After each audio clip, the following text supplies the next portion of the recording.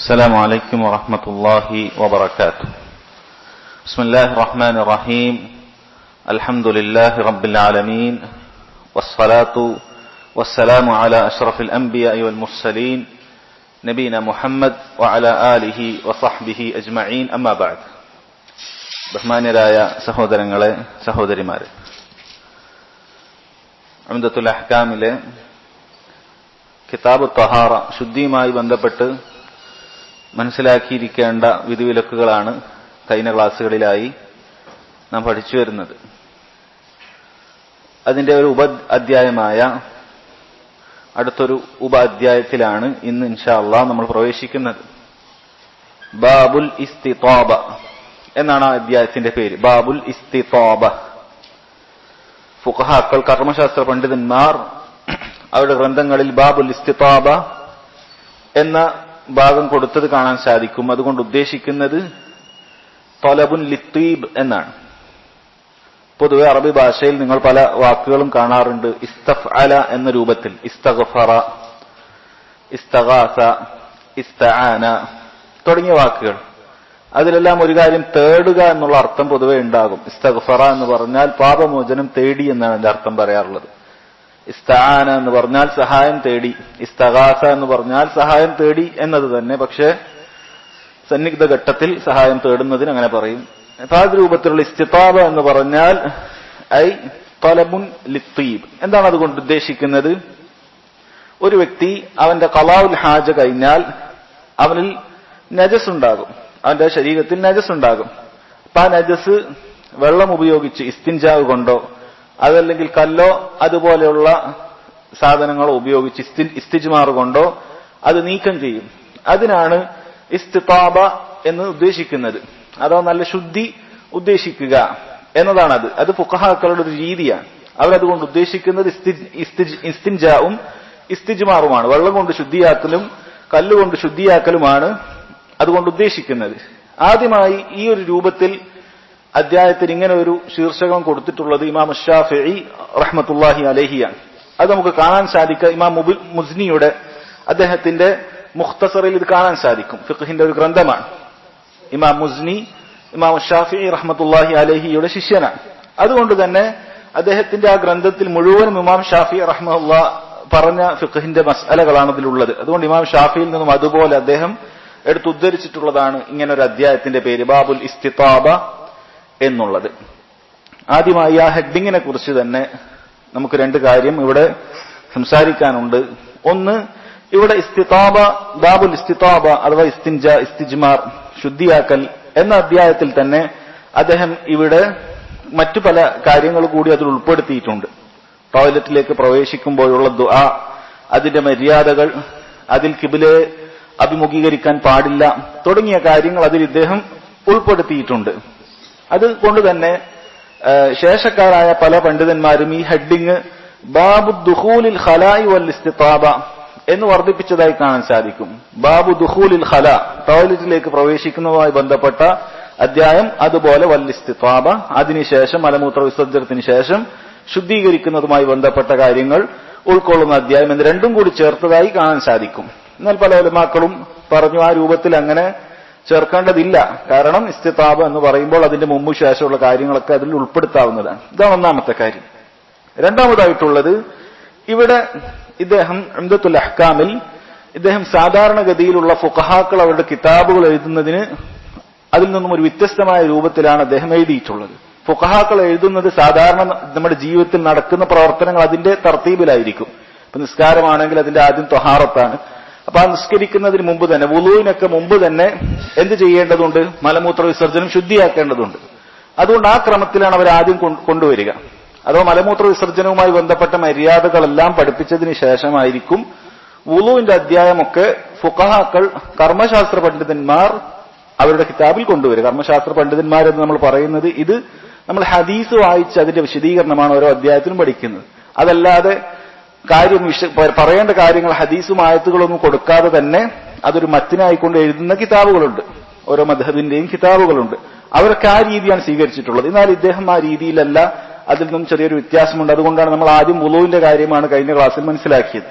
കഴിഞ്ഞ ക്ലാസ്സിൽ നബി സല്ലല്ലാഹു അലൈഹി വസല്ലമയുടെ വുളൂവിന്റെ രൂപമാണ് നമ്മൾ മനസ്സിലാക്കിയത്. അതിനുശേഷമാണ് നമ്മൾ പിന്നീട് ബാബുൽ ഇസ്തിതാബയിലേക്ക് വരുന്നത്. ഇദ്ദേഹം ആ ഒരു മാറ്റമുണ്ട്. ഇത് പണ്ഡിതന്മാർ പറയുന്നത് ഇദ്ദേഹം ഇങ്ങനെ ഒരു മാറ്റം ഉണ്ടാകാനുള്ള കാരണം ഇദ്ദേഹം ഈ കിതാബിലുള്ള മിക്ക ഹദീസുകളും എടുത്തിട്ടുള്ളത് അബുൽ ഖാസിം അൽ ഖിറക്കി എന്ന് പറയുന്ന ഇദ്ദേഹത്തിന് മുൻഗാമിയായിട്ടുള്ള ഒരു ഫഖീഹിന്റെ കിതാബിൽ നിന്നാണ്. അൽ മുഖ്തസറുൽ ഖിറക്കി എന്ന് പറയുന്ന ഫിഖഹിന്റെ ഒരു ഗ്രന്ഥമുണ്ട്. അതിൽ നിന്നും അദ്ദേഹം എടുത്തത് കൊണ്ടാണ് അധിക അധ്യായത്തിന് പോലും അതേ സാദൃശ്യമുള്ളത് എന്നതാണ്. അതല്ല എങ്കിൽ സാധാരണ ഫുഖഹാക്കൾ നമ്മുടെ രീതിയിൽ എങ്ങനെയാണ് ഉണ്ടാവുക, ആദ്യം ടോയ്ലറ്റിൽ പോകുക, ആ കാര്യങ്ങളെല്ലാം ചെയ്യുക, പിന്നെ വുളു എടുക്കുക, പിന്നെ നിസ്കാരവുമായി ബന്ധപ്പെട്ട കാര്യം, ആ തർത്തീബിലാണ് പൊതുവെ കൊണ്ടുവരാറുള്ളത്. അപ്പൊ ഇതിലുള്ള ഹദീസുകൾ നമുക്ക് വായിക്കാം. അടുത്ത 11ാമത്തെ ഹദീസാണ്. ചില തബഅകളിൽ ഹദീസിന്റെ നമ്പർ വ്യത്യാസം ഉണ്ടാകും. കാരണം ചിലതിൽ ഒരു ഹദീസിന്റെ കീഴിലുള്ള ഹദീസിന് നമ്പർ നൽകിയിട്ടുണ്ടാവുകയില്ല. അപ്പൊ ആ രൂപത്തിൽ ചെറിയ വ്യത്യാസം ഉണ്ടാവും. നമ്മൾ എടുത്ത രീതിയിൽ ഇത് 11ാമത്തെ ഹദീസാണ്. ആ ഹദീസ് വായിക്കാം. അൻ അനസ് ബിൻ മാലിക് റളിയല്ലാഹു അൻഹു അന്ന നബിയ സല്ലല്ലാഹു അലൈഹി വസല്ലം കാന ഇദാ ദഖലൽ ഖലാഅ ഖാല അല്ലാഹുമ്മ ഇന്നി അഊദു ബിക മിനൽ ഖുബുസി വൽ ഖബായിസ്. അൽ ഖുബുസ് ബിദമ്മിൽ ഖാഇ വൽ ബാ വഹുവ ജംഉ ഖബീസിൻ വൽ ഖബായിസു ജംഉ ഖബീസ ഇസ്തിആദ മിൻ ദുക്റാനി ശൈത്താനി വ ഇനാതിഹിം. ഇതാണ് അദ്ദേഹം ഒന്നാമതായി കൊടുത്തിട്ടുള്ളത്. ഈ ഹദീസിൽ പറഞ്ഞിരിക്കുന്നത് അനസ് ബിൻ മാലിക് റളിയല്ലാഹു അൻഹു ഉദ്ധരിക്കുന്ന ഹദീസാണ്. നിങ്ങൾക്ക് പലപ്പോഴും കേട്ടിട്ടുള്ള പ്രസിദ്ധനായ ഒരു സഹാബിയാണ് അനസ് ബിൻ മാലിക് റളിയല്ലാഹു അൻഹു.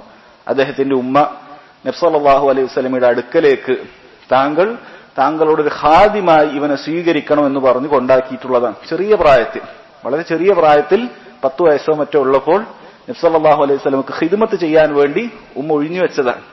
അദ്ദേഹത്തിന് വേണ്ടി എല്ലാ ഖിദ്മത്തുകളും ചെയ്തു കൊടുക്കുന്നതിന് വേണ്ടി. അങ്ങനെ നബി സല്ലല്ലാഹു അലൈഹി വസല്ലമയുടെ കൂടെ തന്നെ കഴിഞ്ഞിട്ടുള്ളതാണ്. ആ അനസ് ബിൻ മാലിക് റളിയല്ലാഹു അൻഹുവിന് വേണ്ടി നബി സല്ലല്ലാഹു അലൈഹി വസല്ലം ദുആ ചെയ്തിട്ടുണ്ട്. അദ്ദേഹത്തിന്റെ ഉമ്മ പറഞ്ഞു അനസിന് വേണ്ടി ദുആ ചെയ്യണം. അങ്ങനെ നബി സല്ലല്ലാഹു അലൈഹി വസല്ലം ബറക്കത്തിന് വേണ്ടി ദുആ ചെയ്തതായി കാണാൻ സാധിക്കും. തന്റെ സന്താനങ്ങളിലും സമ്പത്തിലുമെല്ലാം ബറക്കത്തിന് വേണ്ടി നബി സല്ലല്ലാഹു അലൈഹി വസല്ലം ദുആ ചെയ്തിട്ടുണ്ട്. അങ്ങനെ അനസ് ബിൻ മാലിക് റളിയല്ലാഹു അൻഹുവിന് 100-ലധികം കുട്ടികൾ ഉണ്ടായിട്ടുണ്ട് എന്ന മക്കളും പേരമക്കളും ഒക്കെ ആയിട്ട് 100-ലധികം കുട്ടികൾ അദ്ദേഹത്തിന് ഉണ്ടായിട്ടുണ്ട്. അതുപോലെ അദ്ദേഹത്തിന്റെ റിസ്കിൽ ബറക്കത്തിന് നബി സല്ലല്ലാഹു അലൈഹി വസല്ലം ദുആ ചെയ്തു. അദ്ദേഹത്തിന് ഉണ്ടായിരുന്ന തോട്ടങ്ങൾ മറ്റെല്ലാവരുടെയും തോട്ടങ്ങൾ വർഷത്തിൽ ഒരു തവണ മാത്രം കായ്ക്കുമ്പോൾ അദ്ദേഹത്തിന്റെ തോട്ടങ്ങൾ വർഷത്തിൽ 2 തവണ കായ്ക്കുമായിരുന്നു എന്നാണ്. അങ്ങനെ അങ്ങേയറ്റം നല്ല സമ്പന്നനായി അദ്ദേഹം മാറുകയുണ്ടായി. നബി സല്ലല്ലാഹു അലൈഹി വസല്ലം അദ്ദേഹത്തിന് വേണ്ടി ദുആ ചെയ്തിരുന്നു എന്ന് നമുക്ക് കാണാൻ സാധിക്കും. അദ്ദേഹമാണ് ഈ ഹദീസ് റിവായത്ത് ചെയ്യുന്നത്. അദ്ദേഹം ഒരു ഖാദിമായത് കൊണ്ട് തന്നെ നബി സല്ലല്ലാഹു അലൈഹി വസല്ലമയുടെ കൂടെ പല കാര്യങ്ങളും സഹായിക്കാൻ അദ്ദേഹം ഉണ്ടായിട്ടുണ്ട്.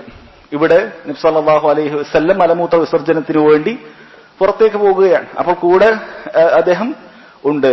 അദ്ദേഹം പറയുകയാണ് അന്ന നബിയ സല്ലല്ലാഹു അലൈഹി വസല്ലം നബി സല്ലല്ലാഹു അലൈഹി വസല്ലം ഇദാ ദഖലൽ ഖലായിലേക്ക് പ്രവേശിച്ചാൽ, ഖല എന്ന് പറഞ്ഞാൽ പൊതുവെ ഖുലൂവിൽ നിന്നാണ് ഉണ്ടായിട്ടുള്ളത്, ഒഴിഞ്ഞ സ്ഥലം എന്നാണ്.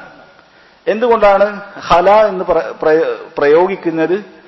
കാരണം പണ്ട് കാലങ്ങളിൽ നബി സല്ലല്ലാഹു അലൈഹി വസല്ലമയുടെ സഹാബത്തിന്റെയോ കാലങ്ങളിൽ ഇന്ന് നമ്മൾ കാണുന്ന രൂപത്തിലുള്ള ടോയ്ലറ്റുകൾ, കെട്ടിടമായിട്ടുള്ള ടോയ്ലറ്റുകൾ ഉണ്ടായിരുന്നില്ല. മദീനയിൽ എവിടെയും അങ്ങനെ ഉണ്ടായിരുന്നില്ല. ആയിഷ റളിയല്ലാഹു അൻഹയുടെ ഹദീസിൽ കാണാൻ സാധിക്കും. ഇന്ന് കാണുന്ന രൂപത്തിലുള്ള ഇങ്ങനെയുള്ള ടോയ്ലറ്റ് സിസ്റ്റം അന്ന് ഉണ്ടായിരുന്നില്ല. അന്ന് ഒഴിഞ്ഞ പ്രദേശങ്ങളാണ്. ഇന്നും പല നാടുകളിൽ അതുണ്ട്, ഒഴിഞ്ഞ പ്രദേശങ്ങളാണ്. അപ്പൊ ആളുകൾ ഒഴിഞ്ഞ ഒരു സ്ഥലത്തേക്ക് പോയിട്ടാണ് മലമൂത്ര വിസർജനം നടത്താറുള്ളത്. അങ്ങനെ നബി സല്ലല്ലാഹു അലൈഹി വസല്ലം ഖലായിലേക്ക് പ്രവേശിച്ചാൽ, ഇവിടെ പറയുന്നത് ഇദാ ദഖലൽ ഖലായിലേക്ക് പ്രവേശിച്ചാൽ എന്നാണ്. ഇതിൽ നിന്ന് മനസ്സിലാക്കേണ്ടത് ടോയ്ലറ്റിലേക്ക് പ്രവേശിച്ചു കഴിഞ്ഞാൽ എന്നല്ല. അത് അറബി ഭാഷയുടെ ഒരു പ്രയോഗമാണ്. ഇദാ ദഖലൽ ഖലാ എന്ന് പറഞ്ഞാൽ ടോയ്ലറ്റിലേക്ക് പ്രവേശിക്കാൻ ഉദ്ദേശിച്ചാൽ എന്നാണ് അതിന്റെ അർത്ഥം. ഫിഅൽ മാളി അഥവാ കഴിഞ്ഞുപോയ കാലത്തെ സൂചിപ്പിക്കുന്നതിന് അങ്ങനെയും അർത്ഥമുണ്ട്. ഖുർആനിൽ അല്ലാഹു സുബ്ഹാനഹു വ തആല സൂറത്തുൻ നഹ്ലിൽ പറഞ്ഞല്ലോ ഖുർആൻ ഓതുമ്പോൾ പാലിക്കേണ്ട ഒരു മര്യാദയെക്കുറിച്ച്. ഫഇദാ ഖറഅതൽ ഖുർആന ഫസ്തഇദ് ബില്ലാഹി മിനശ് ശൈത്താനിർ റജീം. നിങ്ങൾ ഖുർആൻ ഓതാൻ ആരംഭിച്ചാൽ എന്നാണ്. ഇവിടെ ഫഇദാ ഖറഅതൽ ഖുർആൻ എന്ന് പറഞ്ഞാൽ ഖുർആൻ ഓതിയാൽ എന്നല്ല. ഖുർആൻ ഓതി ആരംഭിച്ച് കുറച്ചു കഴിഞ്ഞിട്ടല്ലല്ലോ ഔദു ബില്ലാഹി മിനശ് ശൈത്താനിർ റജീം എന്ന് പറയേണ്ടത്. ഫഇദാ ഖറഅതൽ ഖുർആൻ എന്ന് പറഞ്ഞാൽ ഐ ഇദാ അറദത ഖിറാഅത്തുൽ ഖുർആൻ, നിങ്ങൾ ഖുർആൻ പാരായണം ചെയ്യാൻ ഒരുങ്ങിയാൽ ഫസ്തഇദ് ബില്ലാഹ്, അല്ലാഹുവിൽ നിങ്ങൾ ശരണം തേടുക, മിനശ് ശൈത്താനിർ റജീം, ശപിക്കപ്പെട്ട ആട്ടിയകറ്റപ്പെട്ട പിശാചിൽ നിന്നും എന്നാണ് പറഞ്ഞിട്ടുള്ളത്. അപ്പൊ ഇവിടെ ഉദ്ദേശിക്കുന്നത് അതുപോലെ തന്നെയാണ്. ആ ടോയ്ലറ്റിലേക്ക് പ്രവേശിക്കുന്നതിന് മുമ്പാണ്. അതല്ലാതെ ടോയ്ലറ്റിലേക്ക് പ്രവേശിച്ചതിന് ശേഷമല്ല ഇതുകൊണ്ട് ഉദ്ദേശിക്കുന്നത്. അതുകൊണ്ട് തന്നെ ഇവിടെ മനസ്സിലാക്കേണ്ട കാര്യം, ഇത് മലമൂത്ര വിസർജനം നടത്തുന്നതിന് മുമ്പാണ് ഈ ദിക്ർ ചൊല്ലേണ്ടത് എന്നാണ്. ശരി, ഇനി മലമൂത്ര വിസർജനം നടത്തുന്ന സമയത്ത് രണ്ട് രൂപത്തിലുള്ള ടോയ്ലറ്റുകൾ ഉണ്ടാകാം. ഇവിടെ പറഞ്ഞത് ഇതാ ദഖലൽ ഖല എന്ന് പറഞ്ഞാൽ നമ്മൾ പറഞ്ഞു തുറസായിട്ടുള്ള സ്ഥലം. അപ്പൊ അങ്ങനെ തുറസായിട്ടുള്ള സ്ഥലം ഉണ്ടാകാം.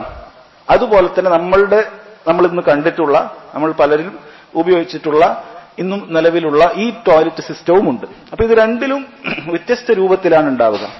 ഒരു തുറസായ സ്ഥലത്ത് ഒരാൾ മലമൂത്ര വിസർജനം നടത്തുമ്പോൾ അതിനൊരു ബൗണ്ടറി ഒന്നും ഉണ്ടാവുകയില്ല. അതൊരു തുറസായ സ്ഥലമാണ്.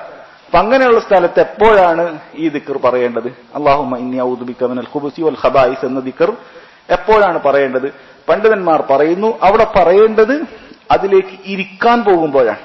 മലമൂത്ര വിസർജനത്തിന് വേണ്ടി ഒരാൾ മൂത്രമൊഴിക്കാൻ വേണ്ടി എങ്ങനെ യാത്രയിലോ മറ്റോ, ഇന്നും അത് സംഭവിക്കാമല്ലോ, മൂത്രമൊഴിക്കാനോ മറ്റോ വേണ്ടി ഒരു സ്ഥലത്തോ ഇന്നൊരു സ്ഥലത്തേക്ക് ഇരുന്നു കൊണ്ട് മൂത്രമൊഴിക്കാൻ വേണ്ടി അയാൾ ഇരുന്നു കഴിഞ്ഞാൽ ആ ഇരിക്കുന്നതിന് തൊട്ടു മുമ്പ് അപ്പോഴാണ് അയാൾ അല്ലാഹുമ്മ ഇന്നി അഊദു ബിക മിനൽ ഖുബൂസി വൽ ഖബായിസ് എന്ന ദുആ ചെയ്യേണ്ടത്. അതല്ലാതെ അവിടെ ഒരു വാതിലില്ല, തുറന്നു കയറുന്നതിന് മുമ്പേ തന്നെ പറയാൻ ഒരു കെട്ടിടമോ ഒന്നുമില്ല. അപ്പൊ ആ ഇരിക്കുന്നതിന് തൊട്ടു മുമ്പാണ് അവിടെ പറയേണ്ടത് എന്ന് പണ്ഡിതന്മാർ വിശദീകരിച്ചതായി കാണാൻ സാധിക്കും. നബിയും സഹാബത്തൊക്കെ ആ രൂപത്തിലാണ് ഉണ്ടായിരുന്നത്. ഇനി ഇന്ന് കാണുന്ന രൂപത്തിലുള്ള ടോയ്ലറ്റുകളാണെങ്കിലോ, ഇന്ന് കാണുന്ന രൂപത്തിലുള്ള ടോയ്ലറ്റുകളാണ് എങ്കിൽ പണ്ഡിതന്മാർ പറയുന്നു അവിടെ രണ്ട് രൂപത്തിലുണ്ട്. കാരണം ഇന്നത്തെ പല ടോയ്ലറ്റുകളും അത് രണ്ടും കൂടിയുള്ളതാണ്. അതിൽ തന്നെ നമുക്ക് വുളു എടുക്കാനുള്ള സൗകര്യം ഒരുക്കിയിട്ടുണ്ട്, കുളിക്കാനുള്ള സൗകര്യമുണ്ട്, അതോടൊപ്പമാണ് ടോയ്ലറ്റ് ഉള്ളത്. അങ്ങനെയാണ് ഇന്ന് ഉള്ള ടോയ്ലറ്റുകൾ ഉള്ളത്. അപ്പോൾ ആ രൂപത്തിലുള്ള ടോയ്ലറ്റുകളാണ് എങ്കിൽ പണ്ഡിതന്മാർ പറയുന്നു, ഒന്നുകിൽ അവനത് പുറത്തു തന്നെ പറയാം, സാധാരണ നമ്മൾ ചെയ്യുന്നത് പോലെ അല്ലാഹുമ്മ ഇന്നി അഊദു ബിക മിനൽ ഖുബൂസി വൽ ഖബായിസ് എന്ന് പറയാം. ഇനി അതല്ല എങ്കിൽ അതിന്റെ അകത്ത് നിന്ന് പറഞ്ഞാലും കുഴപ്പമില്ല. കാരണം നമ്മുടെ ഇന്ന് കാണുന്ന രൂപത്തിലുള്ള കുളിക്കാനും വുളു എടുക്കാനും ഒക്കെയുള്ള എല്ലാ സജ്ജീകരണവുമുള്ള ടോയ്ലറ്റുകൾക്ക് ആ പണ്ട് പറയുന്ന ഖലാഇന്റെ ഹുക്മല്ല. കാരണം ആ ഖലാ എന്ന് പറഞ്ഞാൽ അതിനുവേണ്ടി മാത്രമായി ഇരിക്കുന്ന സമയത്താണ്. അതുകൊണ്ട് തന്നെ ഇവിടെ നമ്മൾ ആ ടോയ്ലറ്റിലേക്ക് പ്രവേശിക്കുന്നതിന് തൊട്ടു മുമ്പ് വേണമെങ്കിൽ ഒരാൾക്ക് പറഞ്ഞാൽ മതിയാകുന്നതാണ്, അനുവദനീയമാണ്. ഇവിടെ പണ്ഡിതന്മാർ സാന്ദർഭികമായി സൂചിപ്പിക്കാറുണ്ട്, പല ആളുകളും ചോദിക്കാറുണ്ട്, വുളു എടുക്കുന്ന സമയത്ത് എപ്പോഴാണ് ബിസ്മില്ലാ എന്ന് പറയേണ്ടത്? ഇന്ന് കാണുന്ന രൂപത്തിലുള്ള നമ്മൾ ബെഡ്റൂമിലൊക്കെ പൊതുവെയുള്ള ടോയ്ലറ്റുകളിൽ ബിസ്മില്ലാ പറയാൻ പറ്റുമോ എന്നുള്ളതാണ്. പണ്ഡിതന്മാർ പറയുന്നു, ഇന്ന് കാണുന്ന രൂപത്തിലുള്ള ടോയ്ലറ്റുകളിൽ നമുക്ക് പറയാം, അതിന് കുഴപ്പമില്ല. കാരണം മുൻകാലത്ത് പറഞ്ഞതുപോലെയുള്ള ടോയ്ലറ്റ് മാത്രമുള്ള സ്ഥലത്തല്ല ഇന്ന് പല ആളുകളും ഈ ചോദ്യം ചോദിക്കുന്നത്. ആരും തന്നെ അവന്റെ അടുക്കള ഭാഗത്തുള്ള ടോയ്ലറ്റ് മാത്രമുള്ള സ്ഥലത്തുനിന്ന് വുളു എടുക്കുന്നതിനെ കുറിച്ചിട്ടായിരിക്കുകയില്ല ചോദിക്കുന്നത്. അവിടെയാണെങ്കിൽ വേറൊരു ഹുക്കുമാണ്. ഇന്ന് പൊതുവെ വുളു എടുക്കാനുള്ള ബേസിനും പൈപ്പും ഒക്കെ ഒരു സൈഡിലുണ്ട്, കുളിക്കാനുള്ള ഷവറും മറ്റുമൊക്കെ ഒരു സൈഡിലുണ്ട്, അതോടൊപ്പം ടോയ്ലറ്റും ഉണ്ട്. അപ്പൊ അങ്ങനെയുള്ള സ്ഥലത്ത് അവിടെ ബിസ്മി ചൊല്ലാം. യഥാർത്ഥത്തിൽ ബിസ്മി അള്ളാഹുവിനെ കുറിച്ചിട്ടുള്ള ദിക്ർ വിരോധിക്കപ്പെട്ടത് രണ്ട് സ്ഥലത്താണ്. ഒന്ന്, ഈ ഖളാഉൽ ഹാജ നടത്തുന്ന സമയത്ത് അവിടെ ഒരു ദിക്റും പാടില്ല. രണ്ട്, ഇതുപോലെ ഇതിനു മാത്രമായി ഒരുക്കിയിട്ടുള്ള ടോയ്ലറ്റുകളിൽ അവിടെ ഇതിനു വേണ്ടി മാത്രമാണ്, മലമൂത്ര വിസർജനം മാത്രമേ അവിടെ നടക്കുകയുള്ളൂ, അവിടെ വേറെ സംവിധാനങ്ങളില്ല. ഈ രണ്ട് സ്ഥലത്തുമാണ് അള്ളാഹുവിനെ കുറിച്ചിട്ടുള്ള ദിക്ർ വിരോധിക്കപ്പെട്ടത്. അതല്ലാതെ ഇന്ന് കാണുന്ന രൂപത്തിലുള്ള, പ്രത്യേകിച്ചും ആധുനിക കാലഘട്ടത്തിൽ ഫ്ലഷ് സിസ്റ്റം ഉള്ള സ്ഥലത്ത് നജസുമായി ബന്ധപ്പെട്ട ഒന്നും അവിടെ ഉണ്ടാകാൻ സാധ്യതയില്ല. അത് ഫ്ലഷ് ചെയ്താൽ മുഴുവനും അവിടുന്ന് നീങ്ങുകയാണ്, അവിടെ യാതൊരു നജസിന്റെ അടയാളങ്ങൾ പോലും ഉണ്ടാകാൻ സാധ്യതയില്ല. അതുകൊണ്ട് ആ ടോയ്ലറ്റുകൾക്ക് ഈ മുമ്പ് പറയപ്പെട്ട ഖലാഇന്റെ ഹുക്കുമില്ല. അതുകൊണ്ട് തന്നെ അവിടെ വെച്ച് ബിസ്മില്ല എന്ന് ഒരാൾക്ക് പറയാം. ഇനി ഒരാൾക്ക് സൂക്ഷ്മതക്ക് പുറത്തു തന്നെ ബിസ്മില്ല എന്ന് പറഞ്ഞ് നേരെ വുളു എടുക്കാൻ കയറണമെങ്കിൽ അങ്ങനെയും ആവാം എന്ന് പണ്ഡിതന്മാർ പറഞ്ഞിട്ടുണ്ട്. കാരണം ചില ഉലമാക്കൾക്കിടയിൽ വുളുവിന് ബിസ്മില്ല എന്ന് പറയൽ വാജിബാണ്. അതുകൊണ്ട് തന്നെ ആരെങ്കിലും അത് മറന്നു കഴിഞ്ഞാൽ അവന്റെ വുളു ശരിയാവുകയില്ല. അപ്പൊ ആ സമയത്ത് നമുക്ക് എന്തായാലും പറയേണ്ടി വരും.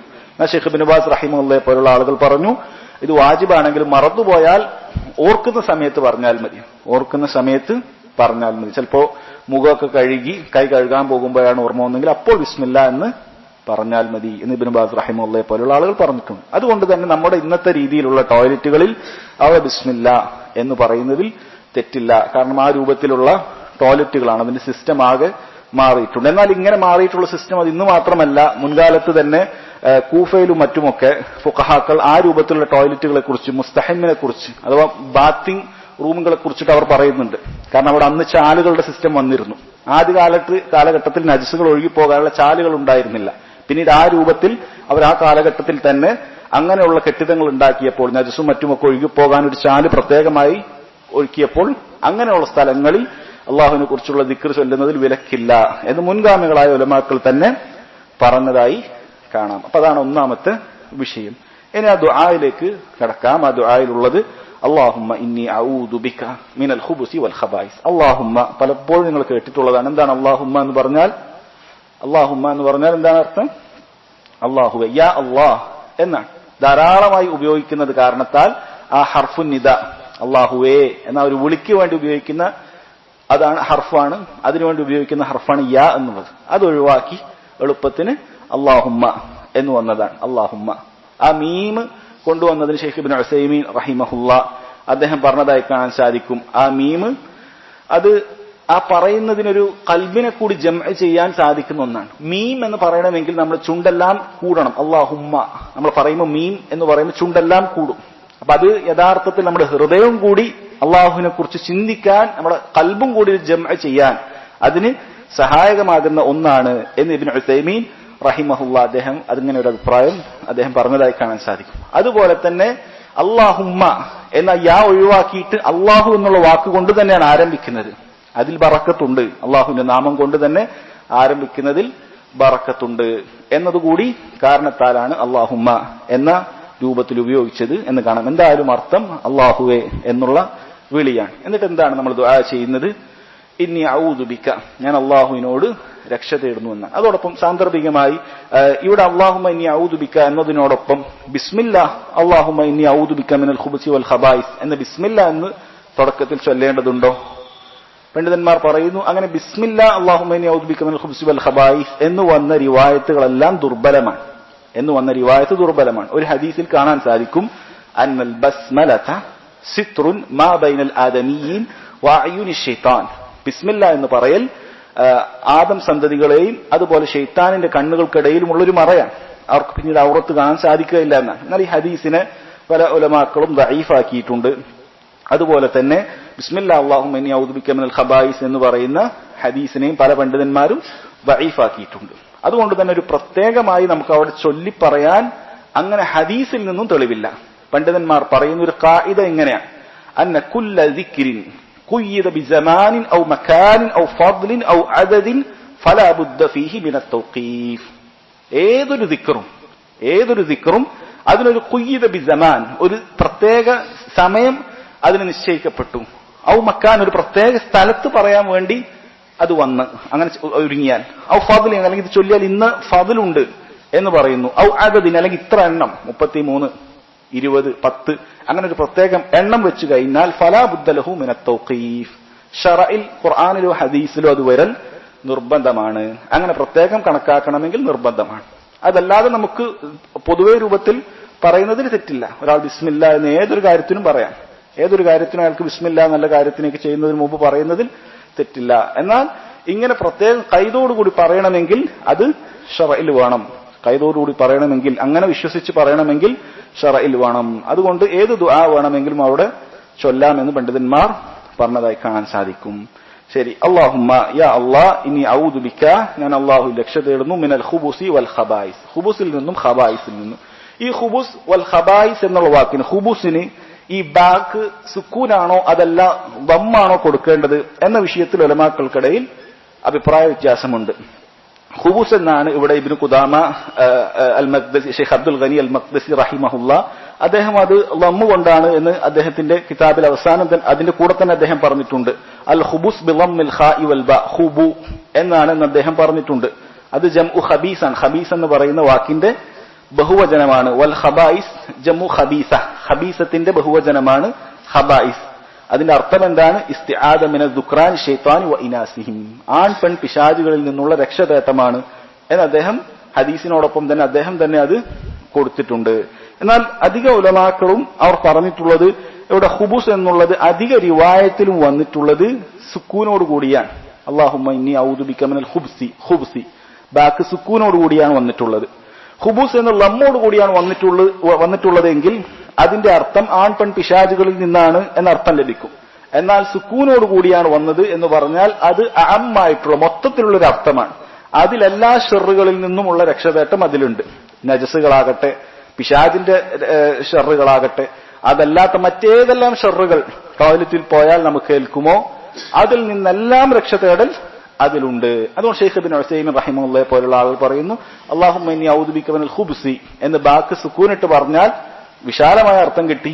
കാരണം അതിൽ പിശാചിൽ നിന്നുള്ള രക്ഷതേട്ടവുമുണ്ട്, അതല്ലാത്ത മറ്റ് ഷർറുകളിൽ നിന്നും നജസുകളിൽ നിന്നുമുള്ള നജസൊക്കെ നമ്മുടെ ശരീരത്തിലാകുന്നതിനെ കുറിച്ചിട്ടുള്ള രക്ഷതേട്ടമെല്ലാം അതിലുണ്ട്.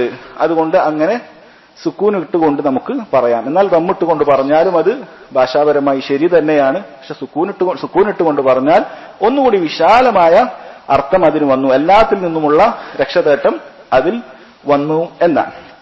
ഇമാം അഹ്മദ് റഹിമഹുള്ളയിൽ നിന്നും അദ്ദേഹത്തിൽ നിന്നും നഖൽ ചെയ്യപ്പെട്ട അദ്ദേഹത്തിന്റെ ഒരു അഭിപ്രായമായി രേഖപ്പെടുത്തിയതായി കാണാൻ സാധിക്കും. അദ്ദേഹം പറഞ്ഞു, മാ ദഖൽതുൽ ഖലാഅ ഫനസീതു ഹാദ ദുആ, ഞാൻ ടോയ്ലറ്റിൽ പ്രവേശിച്ചു, അങ്ങനെ ഈ ദുആ മറന്നുകൊണ്ട് ടോയ്ലറ്റിൽ പ്രവേശിച്ചു കഴിഞ്ഞാൽ ഇല്ലാ റഅയ്തു മാ ഉക്രിഹു, ഞാൻ വെറുക്കുന്നത് എന്തെങ്കിലും കാണാതായിട്ടില്ല എന്ന് പറഞ്ഞു. പണ്ഡിതന്മാർ പറയുന്നു, ഒന്നുകിൽ നജസ് ചിലപ്പോൾ വസ്ത്രത്തിലാവാനുള്ള സാധ്യതയുണ്ട്.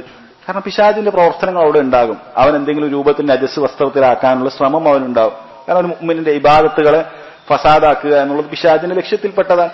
അപ്പോൾ അവൻ ആ പണിയെടുക്കും. അതല്ലെങ്കിൽ ആ രൂപത്തിൽ എന്തെങ്കിലും നജസായ കാര്യങ്ങൾ കാണുക. ഇതൊക്കെ എനിക്ക് പലപ്പോഴും അനുഭവം ഉണ്ടായിട്ടുണ്ട് എന്ന് ഇമാം അഹ്മദ് റഹിമഹുള്ള പറഞ്ഞതായി റിവായത്ത് ചെയ്യപ്പെട്ടിട്ടുണ്ട്. അതുകൊണ്ട് നമ്മെ സംബന്ധിച്ചിടത്തോളം ടോയ്ലറ്റിലേക്ക് പ്രവേശിക്കുന്ന സമയത്ത് മറക്കാതെ ചൊല്ലേണ്ട ഒരു ദുആയാണ്. ഇത് വാജിബല്ല. ഒരാൾ ടോയ്ലറ്റിലേക്ക് ഈ ദുആ മറന്നുകൊണ്ട് പ്രവേശിച്ചു കഴിഞ്ഞാൽ അയാൾക്ക് എന്തെങ്കിലും കഫാറത്തില്ല. പക്ഷേ ഇത് വലിയ ഉപകാരമുണ്ടാക്കുന്ന കാര്യമാണ് എന്ന് ഇമാം അഹ്മദ് റഹിമഹുള്ളയുടെ ഈ സംസാരത്തെ നമുക്ക് മനസ്സിലാക്കാം. കാരണം പിശാചുക്കൾ സമ്മേളിക്കുന്ന ഒരു സ്ഥലമാണ് ടോയ്ലറ്റുകൾ എന്നുള്ളത്. അതുകൊണ്ട് തന്നെ അവന്റെ ഒരുപാട് രൂപത്തിലുള്ള ഷർറുകൾ, അത് ശാരീരികമായിട്ടുള്ള ഷർറുകളാകട്ടെ, മാനസികമായിട്ടുള്ള ഷർറുകളാകട്ടെ, നമ്മുടെ ചിന്തകളെ മാറ്റിമറിക്കുന്ന രൂപത്തിൽ ഷർറുകളാകട്ടെ. പണ്ഡിതന്മാർ പറയുന്നു, ചിലപ്പോൾ നമ്മുടെ മനസ്സിൽ എന്തെങ്കിലും അസൂയയും അതുപോലെയുള്ള കുശുമ്പും അങ്ങനെയുള്ള പകയുമൊക്കെ ഇതൊക്കെ പിശാച് ഉണ്ടാക്കുന്നതാണ്. ആളുകൾക്കിടയിൽ പരസ്പരം തെറ്റിക്കാൻ പിശാച് പല പണിയും എടുക്കും. ഇങ്ങനെയുള്ള പിശാചിൽ നിന്നുള്ള ഷർറുകളിൽ നിന്നുമെല്ലാം രക്ഷ തേടാൻ ഒരു മുഅ്മിനെ സംബന്ധിച്ചിടത്തോളം സദാ അതിനുവേണ്ട ദിക്റുകളും ചൊല്ലേണ്ടതുണ്ട്. ഇപ്പൊ ടോയ്ലറ്റിൽ പ്രവേശിക്കുമ്പോൾ നമ്മൾ പിശാചിന്റെ ഒരു കേന്ദ്രത്തിലേക്കാണ് പ്രവേശിക്കുന്നത്. അപ്പോൾ അതിനുവേണ്ട ഒരു രക്ഷയാണിത്. നമ്മൾ ആ പിശാചിൽ നിന്നും അള്ളാഹുവിനോട് രക്ഷ ചോദിച്ചു കഴിഞ്ഞാൽ അള്ളാഹു നമുക്ക് രക്ഷ നൽകും. സാന്ദർഭികമായി നമ്മൾ മനസ്സിലാക്കേണ്ടതാണ്, പിശാചുക്കൾ അവർക്ക് ശാരീരികമായി ഉപദ്രവിക്കാൻ സാധിക്കുന്നതാണ്. പിശാചുക്കൾക്ക് അഹ്ലുസുന്നത്തിന്റെ അഖീദയുടെ പെട്ടതാണ് പിശാചുക്കൾക്ക് ശാരീരികമായി മനുഷ്യനെ ഉപദ്രവിക്കാൻ സാധിക്കും. മനുഷ്യന്റെ ശരീരത്തിലേക്ക് പിശാചിന് കയറാനും മനുഷ്യന്മാർക്ക് അവരുടെ ബുദ്ധിയെ മാറ്റിമറിച്ചുകൊണ്ട് ഭ്രാന്തുണ്ടാക്കാനും അതുപോലെയുള്ള പൈശാചികമായ അസുഖങ്ങൾ ഉണ്ടാക്കാനും പിശാചിന് സാധിക്കുമെന്നുള്ളത് അഹ്ലുസുന്നത്തി വൽ ജമാഅത്തിന്റെ അഖീദയിൽപ്പെട്ടതാണ്. ഷെയ്ഖ് ഇബ്നു ഉസൈമീൻ റഹിമഹുള്ള ഈ ഹദീസ് വിശദീകരിക്കുന്ന സമയത്ത് അദ്ദേഹം പറയുന്നുണ്ട്, ഇതിൽ നിന്നും എതിരായിക്കൊണ്ട് അങ്ങനെ സംഭവിക്കുകയില്ല എന്ന് പറയുന്നത് മുബ്തദികളായ മുഅ്തസിലിയാക്കളാണ്. അഖ്ലിന് നഖ്ലിനേക്കാളും പ്രാധാന്യം കൊടുക്കുന്ന, നമ്മുടെ ബുദ്ധിക്ക് യോജിക്കുന്നില്ലല്ലോ, നമ്മളിതൊന്നും കാണുന്നില്ലല്ലോ എന്ന് പറഞ്ഞുകൊണ്ട് തെളിവുകളെ സമീപിക്കുന്ന മുഅ്തസിലിയാക്കളാണ് ഇതിന് എതിരായി അഹ്ലുസുന്നത്തി വൽ ജമാഅത്തിനെതിരായി ഈ വിഷയത്തിൽ നിലപാടെടുത്തിട്ടുള്ളത്. അതുകൊണ്ട് ആ രൂപത്തിൽ വിശ്വസിക്കുന്ന ആളുകൾ അവർ ശരിക്കും പരിശോധിക്കേണ്ടതുണ്ട്. ഒരു സലഫി ആലിമും പോലും ഇതിന് എതിർക്കുന്നതായിട്ടില്ല. പിശാച് മനുഷ്യ ശരീരത്തിൽ കയറുമെന്ന് പറയുന്നത് ഒരു സലഫി ആലിമു പോലും അതിനെ എതിർക്കുന്നില്ല. എന്നിട്ട് എങ്ങനെയാണ് സലഫികളെന്ന് അവകാശപ്പെടുന്ന ആളുകൾ യഥാർത്ഥത്തിൽ ഇതിനെല്ലാം നിഷേധിക്കുന്നത് എങ്ങനെയാണ്? കേവലം അവരുടെ അക്കല് മാത്രമാണ്. അതല്ലെങ്കിൽ ഇത്തരത്തിൽ എന്തെങ്കിലുമൊക്കെ വിശ്വാസം നമ്മൾ വിശ്വസിച്ചു കഴിഞ്ഞാൽ അത് പുരോഗമനത്തിനെതിരാണ്. അതല്ലെങ്കിൽ നമ്മളിപ്പോൾ വലിയ പുതിയ നവോത്ഥാനമൊക്കെ കൊണ്ടുവന്നിട്ടുണ്ട്, അപ്പൊ അതിനെതിരായി പോകുമെന്നുള്ള ഒരൊറ്റ പേടിയാണ്. അല്ലെങ്കിൽ നമ്മൾ പണ്ട് ഇല്ല എന്ന് പറഞ്ഞ പല കാര്യത്തിലേക്കും തിരിച്ചു പോകും എന്നൊക്കെയുള്ള അബദ്ധധാരണകൾ കാരണമാണ് യഥാർത്ഥത്തിൽ ഇത് ചെയ്യുന്നത്. അഹ്ലുസുന്നത്തി വൽ ജമാഅത്തിന്റെ അഖീദക്കെതിരാണ്. കാരണം ഹദീസുകൾ കൊണ്ടും ഖുർആൻ കൊണ്ടും പിശാച് മനുഷ്യ ശരീരത്തിൽ കയറുമെന്നുള്ളത് അറിയപ്പെട്ട കാര്യമാണ്. അതിലാർക്കും അഹ്ലുസുന്നത്തിന്റെ ഉലമാക്കൾക്ക് അതിൽ ഖിലാഫില്ല. അതുപോലെ തന്നെ സഹോദരങ്ങളെ, ഇതിൽ വിശ്വസിക്കാത്തത് കൊണ്ട് തന്നെ പലപ്പോഴും ഇവർക്കുണ്ടാകുന്ന ഒരു അബദ്ധം എന്താണ്? ഇവർ ഒരിക്കലും തന്നെ പിശാചിനെ ഒരു ശത്രുവായി കണക്കാക്കുകയില്ല. അതുകൊണ്ട് തന്നെ പിശാചിൽ നിന്ന് ഒന്നും ഷർറൊന്നും ഏൽക്കാതിരിക്കാൻ റബ്ബിനോട് ആത്മാർത്ഥമായി ദുആ ചെയ്യുകയില്ല. കാരണം ഇവർക്ക് അങ്ങനെ ഒരു വിശ്വാസമില്ലല്ലോ. പിശാച് നമ്മൾ ഉപദ്രവിക്കുമെന്നോ പിശാചിന് നമ്മൾക്ക് എന്തെങ്കിലും രൂപത്തിലുള്ള പ്രയാസങ്ങൾ സൃഷ്ടിക്കാൻ സാധിക്കുമെന്നോ വിശ്വാസമില്ലാത്ത ആളുള്ള എന്ത് ദുആയാണ് അവർക്ക് ഉണ്ടാകുക?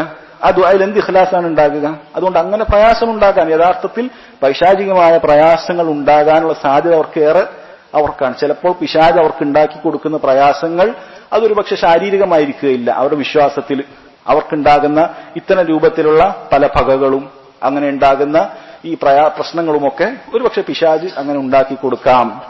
അതുകൊണ്ട് അഹ്ലുസുന്നത്തി വൽ ജമാഅത്തിന്റെ അഖീദ പിശാചി രൂപത്തിലുള്ള പ്രയാസങ്ങൾ അള്ളാഹുവിന്റെ അനുമതിയാൽ അവന് ചെയ്യാൻ സാധിക്കും. അല്ലാതെ അള്ളാഹുവിനെ കവച്ചു വെച്ചുകൊണ്ട് എന്തെങ്കിലും പിശാചിന് നമ്മൾ ചെയ്യാൻ സാധിക്കും എന്നൊന്നുമില്ല. അങ്ങനെ ഒരിക്കലും ധരിക്കേണ്ടതില്ല. പിശാച് എന്ന് പറയുന്നത് വളരെ അള്ളാഹുവിന്റെ ദുർബലനായ ഒരു സൃഷ്ടി മാത്രമാണ്. അള്ളാഹു പിശാചിനെ പടച്ചതിൽ അവന്റേതായ ഹിക്മത്തുണ്ട്. മനുഷ്യനെ വ്യത്യസ്ത രൂപത്തിൽ പരീക്ഷിക്കുന്നതിന് വേണ്ടിയിട്ടാണ്. അതുകൊണ്ട് ഒരു മുസ്ലിമിനെ സംബന്ധിച്ചിടത്തോളം ആ രൂപത്തിലുള്ള ആ ദിക്റുകൾ അത് സദാ പതിവാക്കണം. ടോയ്ലറ്റിൽ പ്രവേശിക്കുന്ന സമയത്ത് നിർബന്ധമായി നമ്മൾ കുട്ടികളെ പോലും പഠിപ്പിക്കേണ്ട കാര്യമാണ്. ചെറിയ കുട്ടികളെ പോലും നമ്മളിത് പഠിപ്പിക്കണം. അല്ലാഹുമ്മ ഇന്നി അഊദു ബിക മിനൽ ഖുബൂസി വൽ ഖബായിസ് എന്നുള്ള ദുആ. ഇതാണ് ഒന്നാമത്തേത്.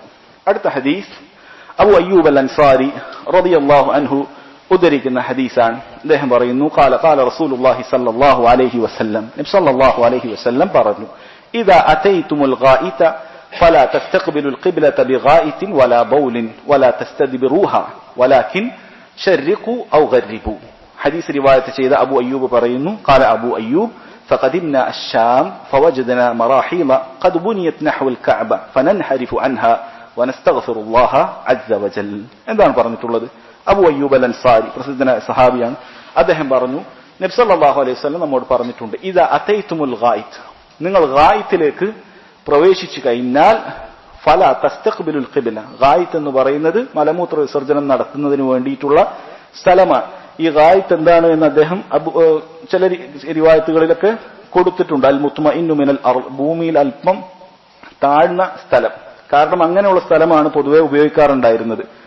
കാരണം ഉയർന്ന സ്ഥലത്ത് മലമൂത്ര വിസർജനം നടത്തുമ്പോൾ ആളുകൾ കാണും. അതുകൊണ്ട് തന്നെ കുറച്ച് അങ്ങനെ താഴ്ന്ന പ്രദേശങ്ങളിൽ അങ്ങനെ ഏതെങ്കിലും ചെരുവിലൊക്കെ പോയിട്ടാണ് മലമൂത്ര വിസർജനം നടത്തിയിരുന്നത്. അപ്പൊ അതാണ് ഇവിടെ ഉദ്ദേശിക്കുന്നത്. അൽ ഗായിദ് അൽ മൗദിഉൽ മുത്മഇന്നു മിനൽ അർദ് എന്ന് ചില തബഅകളിൽ അത് കൊടുത്തിട്ടുണ്ട്.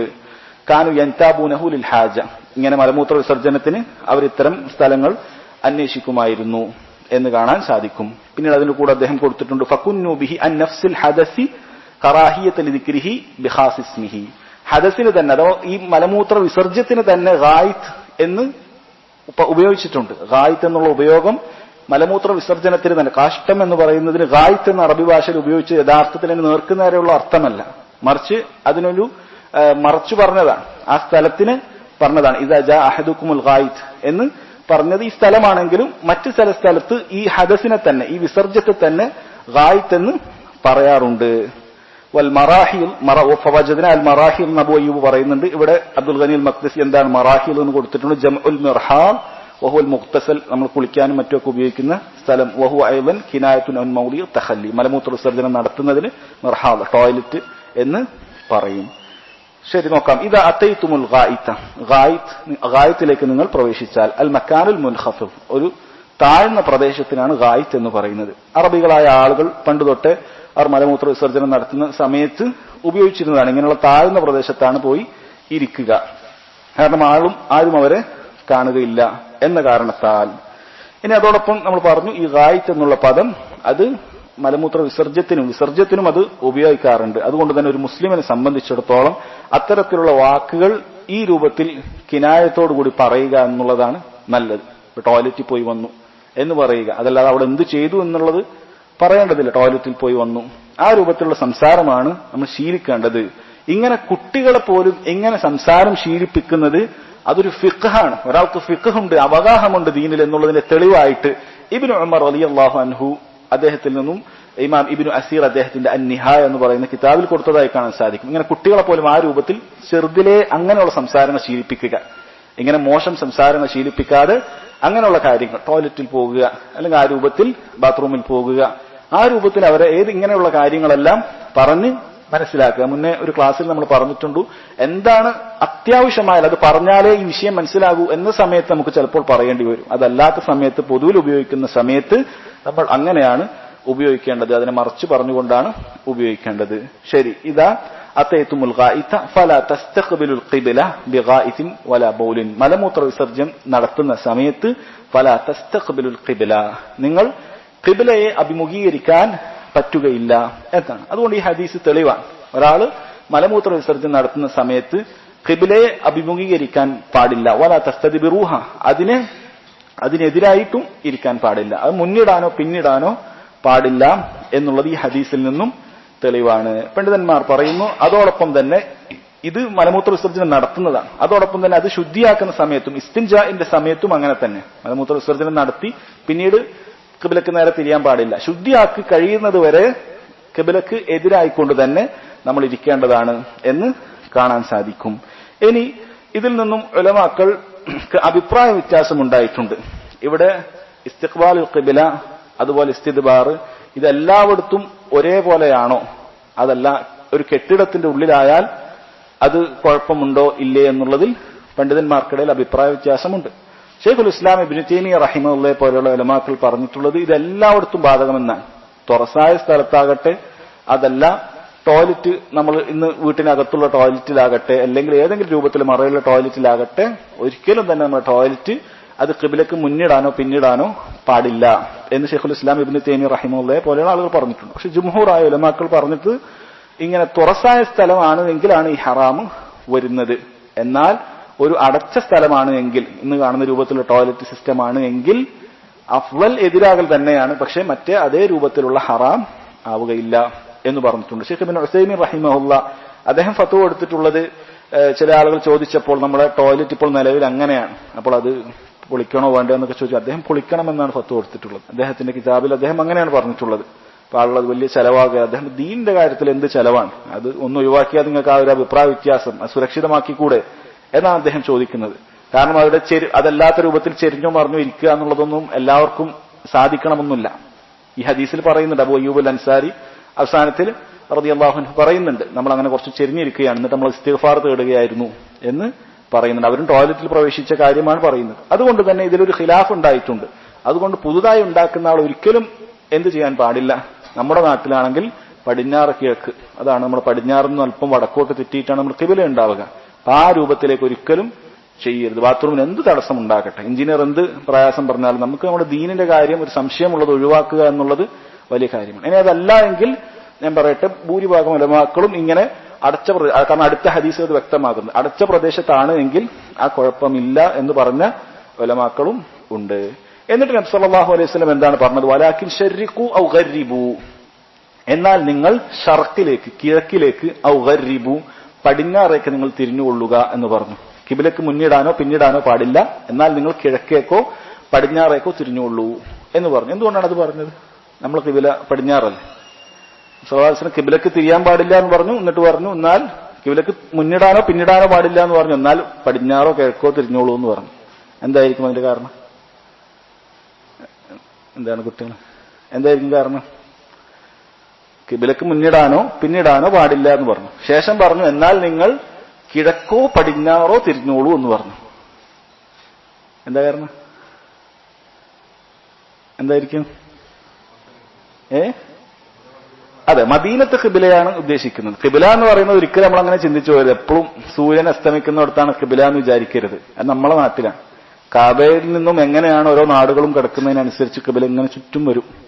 ഇപ്പൊ മദീനയിൽ നിന്നും തെക്ക് ഭാഗത്തേക്കാണ്, ജനൂബിലേക്കാണ് അവരുടെ ഖിബില. മദീനയിൽ നിന്നും തെക്ക് ഭാഗത്തായിട്ടാണ്, അവരുടെ ജനൂബിലാണ് ഖിബില ഉള്ളത്. അതുകൊണ്ട് അവരെ സംബന്ധിച്ചിടത്തോളം തെക്ക് വടക്ക് മലമൂത്ര വിസർജനത്തിന് ഉപയോഗിക്കാൻ പാടില്ല. തെക്ക് വടക്കായിട്ട് മലമൂത്ര വിസർജനത്തിന് ഉപയോഗിക്കാൻ പാടില്ല. മറിച്ച് അവർക്ക് അതിനെതിരായിക്കൊണ്ടാണ് പടിഞ്ഞാറേക്കും കിഴക്കേക്കുമാണ് അവർക്ക് അതിന് പറ്റുകയുള്ളൂ. അതാണ് നബി സല്ലല്ലാഹു അലൈഹി വസല്ലം നിർദ്ദേശം കൊടുത്തത്, വലാകിൻ ശർരിഖു ഗർരിബു, നിങ്ങൾ കിഴക്കേക്കോ പടിഞ്ഞാറേക്കോ ഇരുന്നോളൂ. എന്നാൽ നമുക്കാണെങ്കിലോ നമുക്കത് പാടില്ല. നമുക്ക് ഷമ്മിലു ഔ ജന്നിബു, നിങ്ങൾ ജനൂബിലേക്കോ അല്ലെങ്കിൽ ഷമാലിലേക്കോ ഇരുന്നോളൂ.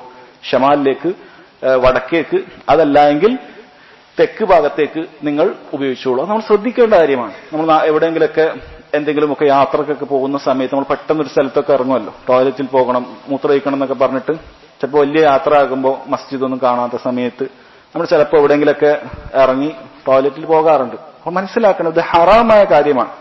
അത് നമ്മൾ മനസ്സിലാക്കണം. നമുക്ക് അതിനു വേണ്ടിയിട്ടുള്ള രീതി എന്തെങ്കിലും രൂപത്തിൽ, ഇന്ന് പല രീതികളുണ്ട്, പല ആളുകൾക്കും ഫോണുകളുണ്ട്, ഖിബില അറിഞ്ഞാൽ മാത്രം മതി. നമ്മുടെ നാട്ടിലാണെങ്കിൽ എളുപ്പമുണ്ട്. എന്താണ്? സൂര്യൻ പടിഞ്ഞാറ് ഭാഗത്താണ് അസ്തമിക്കുന്നത്, അതേ ഭാഗത്ത് തന്നെയാണ് നമ്മുടെ കിബിലയും വരുന്നത്. അപ്പൊ അതിനെതിരായിട്ടുള്ള ഭാഗത്തേക്ക് മനസ്സിലാക്കാൻ സാധിക്കുമെങ്കിൽ അങ്ങനെ തന്നെ ചെയ്യുക. തുറസായ സ്ഥലത്ത് പ്രത്യേകിച്ചും അങ്ങനെ തന്നെ ചെയ്യാൻ ശ്രദ്ധിക്കുക. എന്നാൽ ചില ആളുകൾ, ചില ഫുഖഹാക്കൾ സൂര്യനും ചന്ദ്രനും അഥവാ അതിന് മുന്നിടാനോ പിന്നിടാനോ പാടില്ല എന്ന് പറഞ്ഞതായി കാണാൻ സാധിക്കും. പക്ഷെ അത് ഒരു ദുർബലമായ കാര്യമാണ്. കാരണം ദുർബലമായ ഒരു കൗലാണ്. കാരണം നബി സല്ലല്ലാഹു അലൈഹി വസല്ലം തന്നെ വ്യക്തമായി പറഞ്ഞല്ലോ, ശരീക്കോ ഗരീബു, കിഴക്കോ പടിഞ്ഞാറോ ഇരുന്നോളൂ എന്നുള്ളത്. കിഴക്കും പടിഞ്ഞാറുമാണ് ലോകത്തെല്ലായിടത്തും സൂര്യൻ അസ്തമിക്കുന്നതും ഉദിക്കുന്നതും. അതുകൊണ്ട് ആ കൗലിന് യാതൊരു എന്താ പറയുക ഒരു തെളിവും അതിനില്ല. അവർക്ക് ഒന്നാമത് ഹദീസ് എന്നോ തെളിവില്ല, പിന്നെ അഖലിയായിട്ട് ബുദ്ധിപരമായി യാതൊരു തെളിവും അതിന് ഇല്ല. അത് പണ്ഡിതന്മാർ വ്യക്തമാക്കിയിട്ടുള്ള കാര്യമാണ്. അതുകൊണ്ട് തന്നെ നമുക്ക് ജിഹാത്തുകളെ കുറിച്ച്, ദിക്കുകളെ കുറിച്ച് അറിയൽ എന്നുള്ളത് ഒരു മുസ്ലിമിന് എപ്പോഴും ഉപകരിക്കുന്ന കാര്യമാണ്. അത് അവൻ പഠിക്കാൻ ശ്രദ്ധിക്കൽ നല്ലതാണ്. ഒരു മുസ്ലിമിനെ സംബന്ധിച്ചിടത്തോളം അവന്റെ ദിക്കുകളെ കുറിച്ച്, കാരണം യാത്ര പോയാൽ അവർക്ക് നിസ്കരിക്കണമെങ്കിൽ ആ ദിക്കുകളെ കുറിച്ചിട്ടുള്ള അറിവ് അത് സഹായകമാകും. അത് ഇങ്ങനെയുള്ള ടോയ്ലറ്റിലാണെങ്കിലും അങ്ങനെ തന്നെ. ഇനി തുപ്പുന്ന സമയത്താണെങ്കിലും അങ്ങനെ ഒരു മര്യാദയുണ്ട്. തുപ്പുന്ന സമയത്ത് ഖിബിലക്ക് നേരെ തുപ്പാൻ പാടില്ല എന്നുള്ളതാണ്. അത് കടുത്തത് നിസ്കാരത്തിൽ ചെയ്യുമ്പോഴാണ്, നിസ്കാരത്തിൽ തീരെ പാടില്ല. അതല്ലാത്ത സമയത്ത് അത് കറാഹത്താണെന്ന് പറഞ്ഞിട്ടുണ്ട്. അതുകൊണ്ട് തന്നെ അല്ലാത്ത സമയത്ത് നമ്മൾ തുപ്പുമ്പോഴും പരമാവധി ഖിബില നോക്കുക. അതിന് തീരെ അറിയുകയില്ലെങ്കിൽ ഷെയ്ഖ് സുലൈമാൻ റഹീലി റഹ്മത്തുള്ളാഹി പോലുള്ള ആളുകൾ പറഞ്ഞത്, നിങ്ങൾക്ക് വല്ല ടവലോ അല്ലെങ്കിൽ മിന്തിയിലോ മറ്റോ ഉണ്ട് എങ്കിൽ, സാധാരണ നമ്മൾ ടിഷ്യൂ പേപ്പറൊക്കെ ഉപയോഗിക്കുന്ന ആളാണെങ്കിൽ അതിൽ മെല്ലെ തുപ്പി ആ രൂപത്തിൽ നമുക്ക് കളയാൻ സാധിക്കുമെങ്കിൽ അങ്ങനെ ചെയ്തോളൂ എന്നുവരെ പറഞ്ഞതായി കാണാൻ സാധിക്കും. അതുകൊണ്ട് തന്നെ നമ്മളത് തിരിയുന്ന സമയത്ത്, ഇനിയിപ്പോ ടോയ്ലറ്റിൽ അങ്ങനെ ഉണ്ടാക്കി നമുക്കത് തിരിയണമെങ്കിൽ പണ്ഡിതന്മാർ പറയുന്നു ഒരു 45 ഡിഗ്രി എങ്കിലൊക്കെ തിരിയണം.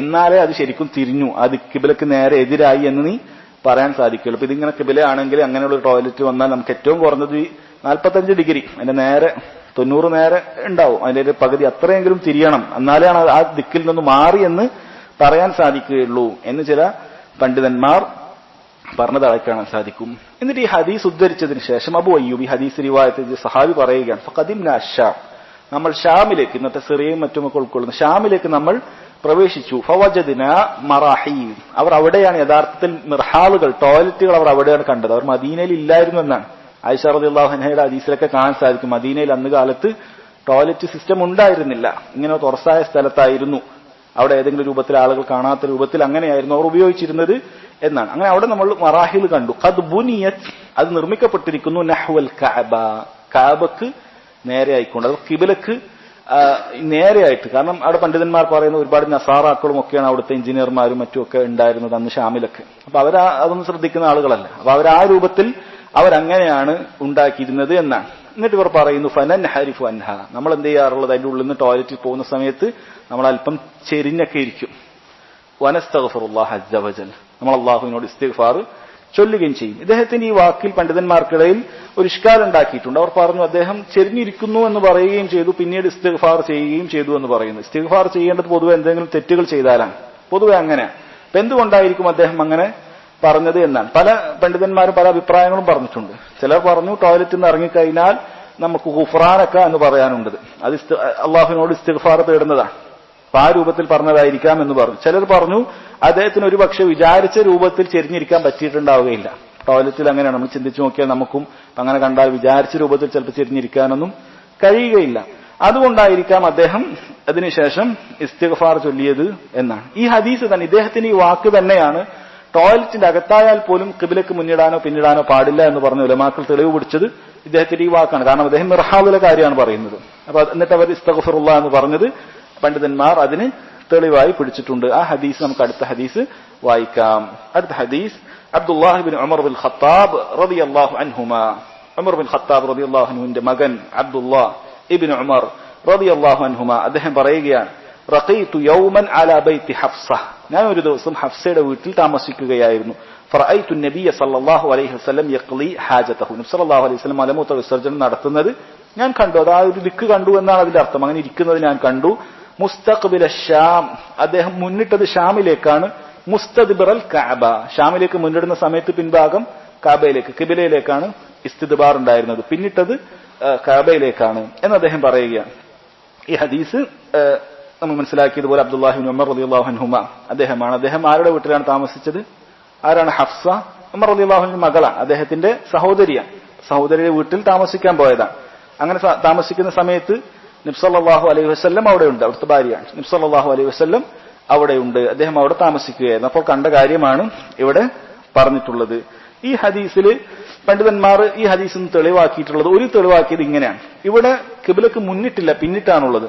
അതുകൊണ്ട് ചില പണ്ഡിതന്മാർ പറഞ്ഞു ഇങ്ങനെയുള്ള ക്ലോസ്ഡ് ആയിട്ടുള്ള ടോയ്ലറ്റ് സിസ്റ്റത്തിലാണ് എങ്കിൽ അത് കിബിലക്ക് മുന്നിടുന്നത് പാടില്ല, എന്നാൽ പിന്നിടുന്നത് കുഴപ്പമില്ല എന്ന് പറഞ്ഞതായി കാണാൻ സാധിക്കും. ഇപ്പൊ ഒരു കിബില ഇപ്പൊ നമ്മുടെ നാട്ടിൽ പടിഞ്ഞാറും കിഴക്കുമായിട്ട് ഉണ്ടാക്കിയൊരു ആ രൂപത്തിൽ ടോയ്ലറ്റ് ഉണ്ടാക്കിയാൽ നമുക്ക് പടിഞ്ഞാറേക്ക് തിരിഞ്ഞ് ഇരിക്കാൻ പാടില്ല, കിഴക്കേക്ക് തിരിഞ്ഞിരിക്കാം, കിബിലക്ക് തിരിഞ്ഞ് ഇരിക്കാൻ പാടില്ല, അതിനെതിരായിക്കൊണ്ടിരിക്കാം. അതിന് തെളിവാണിത് എന്ന് പറഞ്ഞു.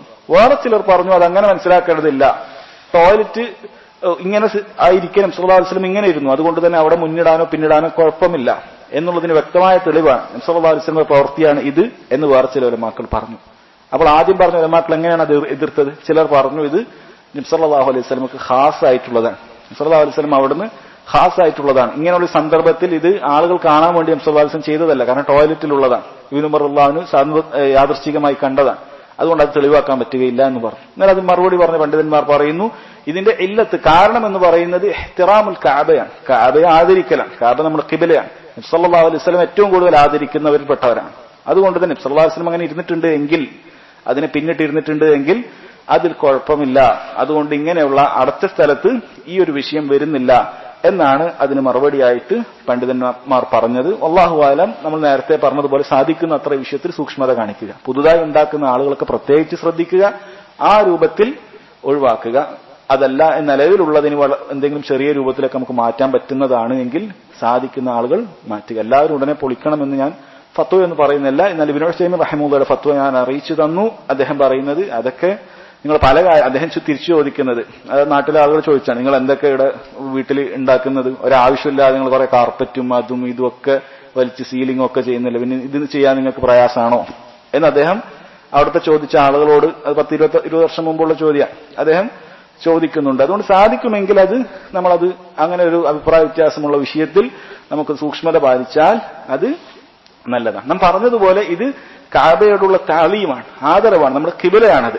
അല്ലാഹു സുബ്ഹാനഹു വ തആല പറഞ്ഞല്ലോ ദാലിക വമൻ യുഅല്ലിം ശആഇറല്ലാഹ് ഫഇന്നഹാ മിൻ തഖ്വൽ ഖുലൂബ്, അല്ലാഹുവിന്റെ ദീനി ചിഹ്നങ്ങളെ ആദരിക്കുക എന്നുള്ളത് ഫഇന്നഹാ മിൻ തഖ്വൽ ഖുലൂബ്, ഹൃദയത്തിൽ തഖ്വയുണ്ട് എന്നുള്ളതിന്റെ അടിസ്ഥാനം.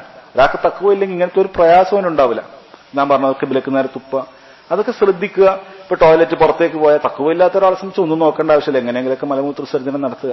ഇപ്പൊ ഒരാൾക്ക് തഖ്വയുണ്ട്, അള്ളാഹുവിനെ പേടിക്കണം, അള്ളാഹുവിന്റെ അളമത്ത് മനസ്സിലാക്കി ഇത് അള്ളാഹുവിന് ഇഷ്ടമല്ലാത്ത കാര്യമാണ്, അള്ളാഹു വെറുക്കുന്ന കാര്യമാണ് എന്ന് ചിന്തിക്കുന്ന കാര്യങ്ങൾ അത് ചെറുതാണെങ്കിലും അവൻ അത് ശ്രദ്ധിക്കും, ചെറിയ കാര്യമാണെന്ന് തോന്നുന്ന കാര്യമാണെങ്കിലും അവൻ അത് ശ്രദ്ധിക്കും. അള്ളാഹു അത് തഖ്വൽ ഖുലൂബ് എന്നാണ് പറഞ്ഞിട്ടുള്ളത്. അപ്പോൾ അതിനെ ആദരിക്കൽ നമുക്ക് നിർബന്ധമാണ്. പക്ഷെ ആദരിക്കുന്ന സമയത്ത് പണ്ഡിതന്മാർ പറയുന്നു അത് നസ്സിൽ വന്ന പോലെയാണ്. ചില ആളുകൾ കഅബയാകട്ടെ അതല്ലെങ്കിൽ ഹജറുൽ അസ്വദൊക്കെ ആദരിക്കുന്നത് നസ്സിൽ പറഞ്ഞതുപോലെയല്ല, ഹദീസിൽ പറഞ്ഞതുപോലെയല്ല, അതിന്റെ അപ്പുറത്തേക്ക് ആദരിക്കും. അങ്ങനെ ആദരിക്കാൻ പാടില്ല. അതാണ് ഇബ്നു ഉമർ റളിയല്ലാഹു അൻഹു അപ്പോൾ ഉമർ റളിയല്ലാഹു അൻഹു അദ്ദേഹം ഒരിക്കൽ ഈ ഹജറുൽ അസ്വദിനെ മുത്തുന്ന സമയത്ത് ഉമർ റളിയല്ലാഹു അൻഹു പറഞ്ഞത് വളരെ പ്രസിദ്ധമായ കാര്യമാണ്. അദ്ദേഹം അതിനെ ചുംബിച്ചുകൊണ്ട് പറഞ്ഞു ഇന്നക ഹജർ, നീ കല്ലാണ്, ലാ യൻഫഉ വലാ യദുർ, നിനക്കൊരു ഉപകാരമോ ഉപദ്രവമോ ഉണ്ടാക്കാൻ സാധിക്കുകയില്ല. വലൗല അന്നി റഅയ്തു നബിയ സല്ലല്ലാഹു അലൈഹി വസല്ലം യഫ്അലുഹു ലമാ ഫഅൽതു, നബി സല്ലല്ലാഹു അലൈഹി വസല്ലം ഇതിങ്ങനെ ചുംബിച്ചുകൊണ്ടാണ് പറയുന്നത്, ഇങ്ങനെ ചുംബിച്ചില്ലായിരുന്നെങ്കിൽ ഞാൻ ചെയ്യുമായിരുന്നില്ല. അഥവാ അതിനെ ചുംബിക്കുക, അത്രയേ ഉള്ളൂ. അതല്ലാതെ ആ കല്ലിൽ നിന്ന് ബറക്കത്ത് എടുക്കുക, അല്ലെങ്കിൽ ആ കല്ലിൽ നമ്മളെ വസ്ത്രം ഒരുക്കുക. ഇനിയിപ്പോ കല്ലൊന്നും വിട്ടു, ഇപ്പൊ കഅബയുടെ വർഷാവർഷം മാറ്റുന്ന കില്ലയാണ്, ആ കില്ലക്ക് നമ്മുടെ മുസല്ല ഒരുക്കുക, അതല്ലെങ്കിൽ വസ്ത്രം ഒരുക്കുക, ആ രൂപത്തിലേക്ക് അതൊന്നും ഒരിക്കലും തന്നെ അള്ളാഹുവിന്റെ ദീനി ചിഹ്നങ്ങളെ ആദരിക്കലല്ല, അത് പരിധി വിടലാണ്, അത് പാടില്ല. ആദരിക്കൽ അത് നഫ്സിൽ വന്നതിനനുസരിച്ചിട്ടേ ആദരിക്കാൻ പാടുകയുള്ളൂ. അതിന്റെ അപ്പുറത്തേക്ക് മഖാം ഇബ്രാഹിമിന്റെ ആ കെട്ടിടത്തിന് അതിനെ ആദരിക്കുക, അതൊന്നും അങ്ങനെയില്ല. അത് ശറയിൽ വന്ന രൂപത്തിലല്ലാതെ ആദരിക്കാൻ പാടില്ല. അതിന്റെ വ്യക്തമായ പാഠമാണ് ഉമർ റളിയല്ലാഹു അൻഹു നമുക്ക് പഠിപ്പിച്ചു തന്നത്. അദ്ദേഹം ഷിആറുകൾ ആദരിക്കുന്ന ആളുകളിൽ ഏറ്റവും മുൻപന്തിയിലുള്ള ആളാണ്. സ്വർഗം കൊണ്ട് സന്തോഷ വാർത്ത അറിയിച്ച ഖലീഫ റാഷിദ അദ്ദേഹം നമുക്ക് പഠിപ്പിച്ചു തന്നത് ഇതാണ്. ഇത് റസൂൽ ചുംബിച്ചു, അതുകൊണ്ട് ഞാൻ ചുംബിച്ചു, അത്രേ ഇതിനെ കൊണ്ടുള്ളൂ. അല്ലാതെ ഈ കല്ലുകൊണ്ട് എന്തെങ്കിലും കല്ലിനെ ചുംബിച്ചാൽ നമുക്ക് അങ്ങനെ കിട്ടും ഇങ്ങനെ കിട്ടും അങ്ങനെയൊന്നും നമുക്ക് പറയാൻ പാടില്ല. അത് എല്ലാ കാര്യങ്ങളും ആദരിക്കലും മറ്റുമൊക്കെ ശറയിൽ എവിടെ നിൽക്കുന്നോ അവിടെ നമ്മൾ നിൽക്കുക, അതിന്റെ അപ്പുറത്തേക്ക് പോകുക എന്നുള്ളത് പാടില്ലാത്ത കാര്യമാണ് എന്ന് പണ്ഡിതന്മാർ ഇതിനോടൊപ്പം സാന്ദർഭികമായി ഉണർത്തിയത് നമ്മൾ മനസ്സിലാക്കുക. അടുത്ത ഹദീസ് عن أنس بن مالك رضي الله عنه أنه قال كان رسول الله صلى الله عليه وسلم يدخل الخلاء فأحمل أنا وغلام نحوي إداوة من ماء وعنز فيستنجي بالماء العنزة الحربة الصغيرة. അനസ് ബിൻ മാലിക് റളിയല്ലാഹു അൻഹു തന്നെയാണ്. അദ്ദേഹത്തെ കുറിച്ച് കൊണ്ട് നമ്മൾ പറയേണ്ടതില്ല. നബി സല്ലല്ലാഹു അലൈഹി വസല്ലമയുടെ ഖാദിമാണ്. അദ്ദേഹം പറയുന്നു കാന റസൂലുള്ളാഹി സ്വല്ലല്ലാഹു അലൈഹി വസല്ലം യദ്ഖുലുൽ ഖലാ. നബി സല്ലല്ലാഹു അലൈഹി വസല്ലം ഖലായിലേക്ക്, ടോയ്ലറ്റിലേക്ക്, ഖലാ നമ്മൾ പറയുമ്പോൾ ടോയ്ലറ്റ് എന്ന് പറയുമ്പോൾ ഇന്നത്തെ രൂപത്തിൽ ഓർക്കേണ്ടതില്ല, തുറന്ന സ്ഥലം, ഖലായിലേക്ക് പ്രവേശിക്കുമ്പോൾ ഞാൻ കൂടെയുണ്ട്. ഫഅഹ്മിലു അന, ഞാൻ അത് വഹിക്കും. വഗുലാമുൻ നഹ്വി, എന്നെ പോലെ ഒരാളുണ്ട്. ചില പണ്ഡിതന്മാർ പറഞ്ഞത് അബ്ദുല്ലാഹി ബിൻ മസ്ഊദാണ് എന്ന് ചില പണ്ഡിതന്മാർ പറഞ്ഞിട്ടുണ്ട്. അഥവാ അദ്ദേഹം ഒരു ഖാദിമായിരുന്നു. അപ്പൊ ഞാനും എന്റെ അതേ പ്രായത്തിലുള്ള ഒരു കുട്ടിയും ഉണ്ട്. എന്താണ് നമ്മൾ വഹിക്കുന്നത്? ഇദാവത്തം മിൻ മാഇൻ, ഒരു വെള്ളത്തിന്റെ പാത്രം. വ അനസ, അതുപോലെ അനസ. അനസ എന്താണെന്ന് അദ്ദേഹം തന്നെ വിശദീകരിച്ചു. അൽ ഹർബത്തു സഗീറ, ചെറിയൊരു വടി എന്നാണ്. ഫയസ്തൻജി ബിൽ മാ, അങ്ങനെ വെള്ളം കൊണ്ട് നമ്മൾ ശുദ്ധിയാക്കും. പാഠങ്ങൾ നമുക്ക് മനസ്സിലാക്കാം. ഈ ഹദീസിൽ ഒന്നാമത്തെ പാഠം എന്ന് പറയുന്നത്, ഇവിടെ അനസ് ബിൻ മാലിക് റളിയല്ലാഹു അൻഹു നബി സല്ലല്ലാഹു അലൈഹി വസല്ലമക്ക് വേണ്ട വെള്ളം അദ്ദേഹം കൊണ്ടുവന്നിട്ടുണ്ട്. അതുപോലെ തന്നെ ഒരു വടിയും അതും അദ്ദേഹത്തിന്റെ കയ്യിലുണ്ട്. ഇതിൽ നിന്ന് പണ്ഡിതന്മാർ പറഞ്ഞു, ഒരാൾക്ക് വുളൂവിനോ അതുപോലുള്ള ഇബാദത്തുകൾക്കോ ഒരാളുടെ സഹായം തേടുന്നതിൽ തെറ്റില്ല എന്ന് പറഞ്ഞതായി കാണാൻ സാധിക്കും. എന്നാൽ നബി സല്ലല്ലാഹു അലൈഹി വസല്ലമയിൽ നിന്ന് തന്നെ ഉദ്ധരിക്കുന്ന മറ്റൊരു ഹദീസിൽ കാണാൻ സാധിക്കും, കാന നബി സല്ലല്ലാഹു അലൈഹി വസല്ലം ലാ യുഹിബ്ബു അൻ യസ്തഈന ബി അഹദിൻ ഫീ വുളൂഇഹി വലാ ഫീ ബദ്ലി സദഖതിഹി. നബി സല്ലല്ലാഹു അലൈഹി വസല്ലം സദഖ കൊടുക്കുന്ന സമയത്തും വുളൂ എന്ന സമയത്തും അങ്ങനെയുള്ള സമയത്ത് സ്വന്തം ചെയ്യലാണ്, ഒരാളുടെ സഹായം തേടുകയില്ല.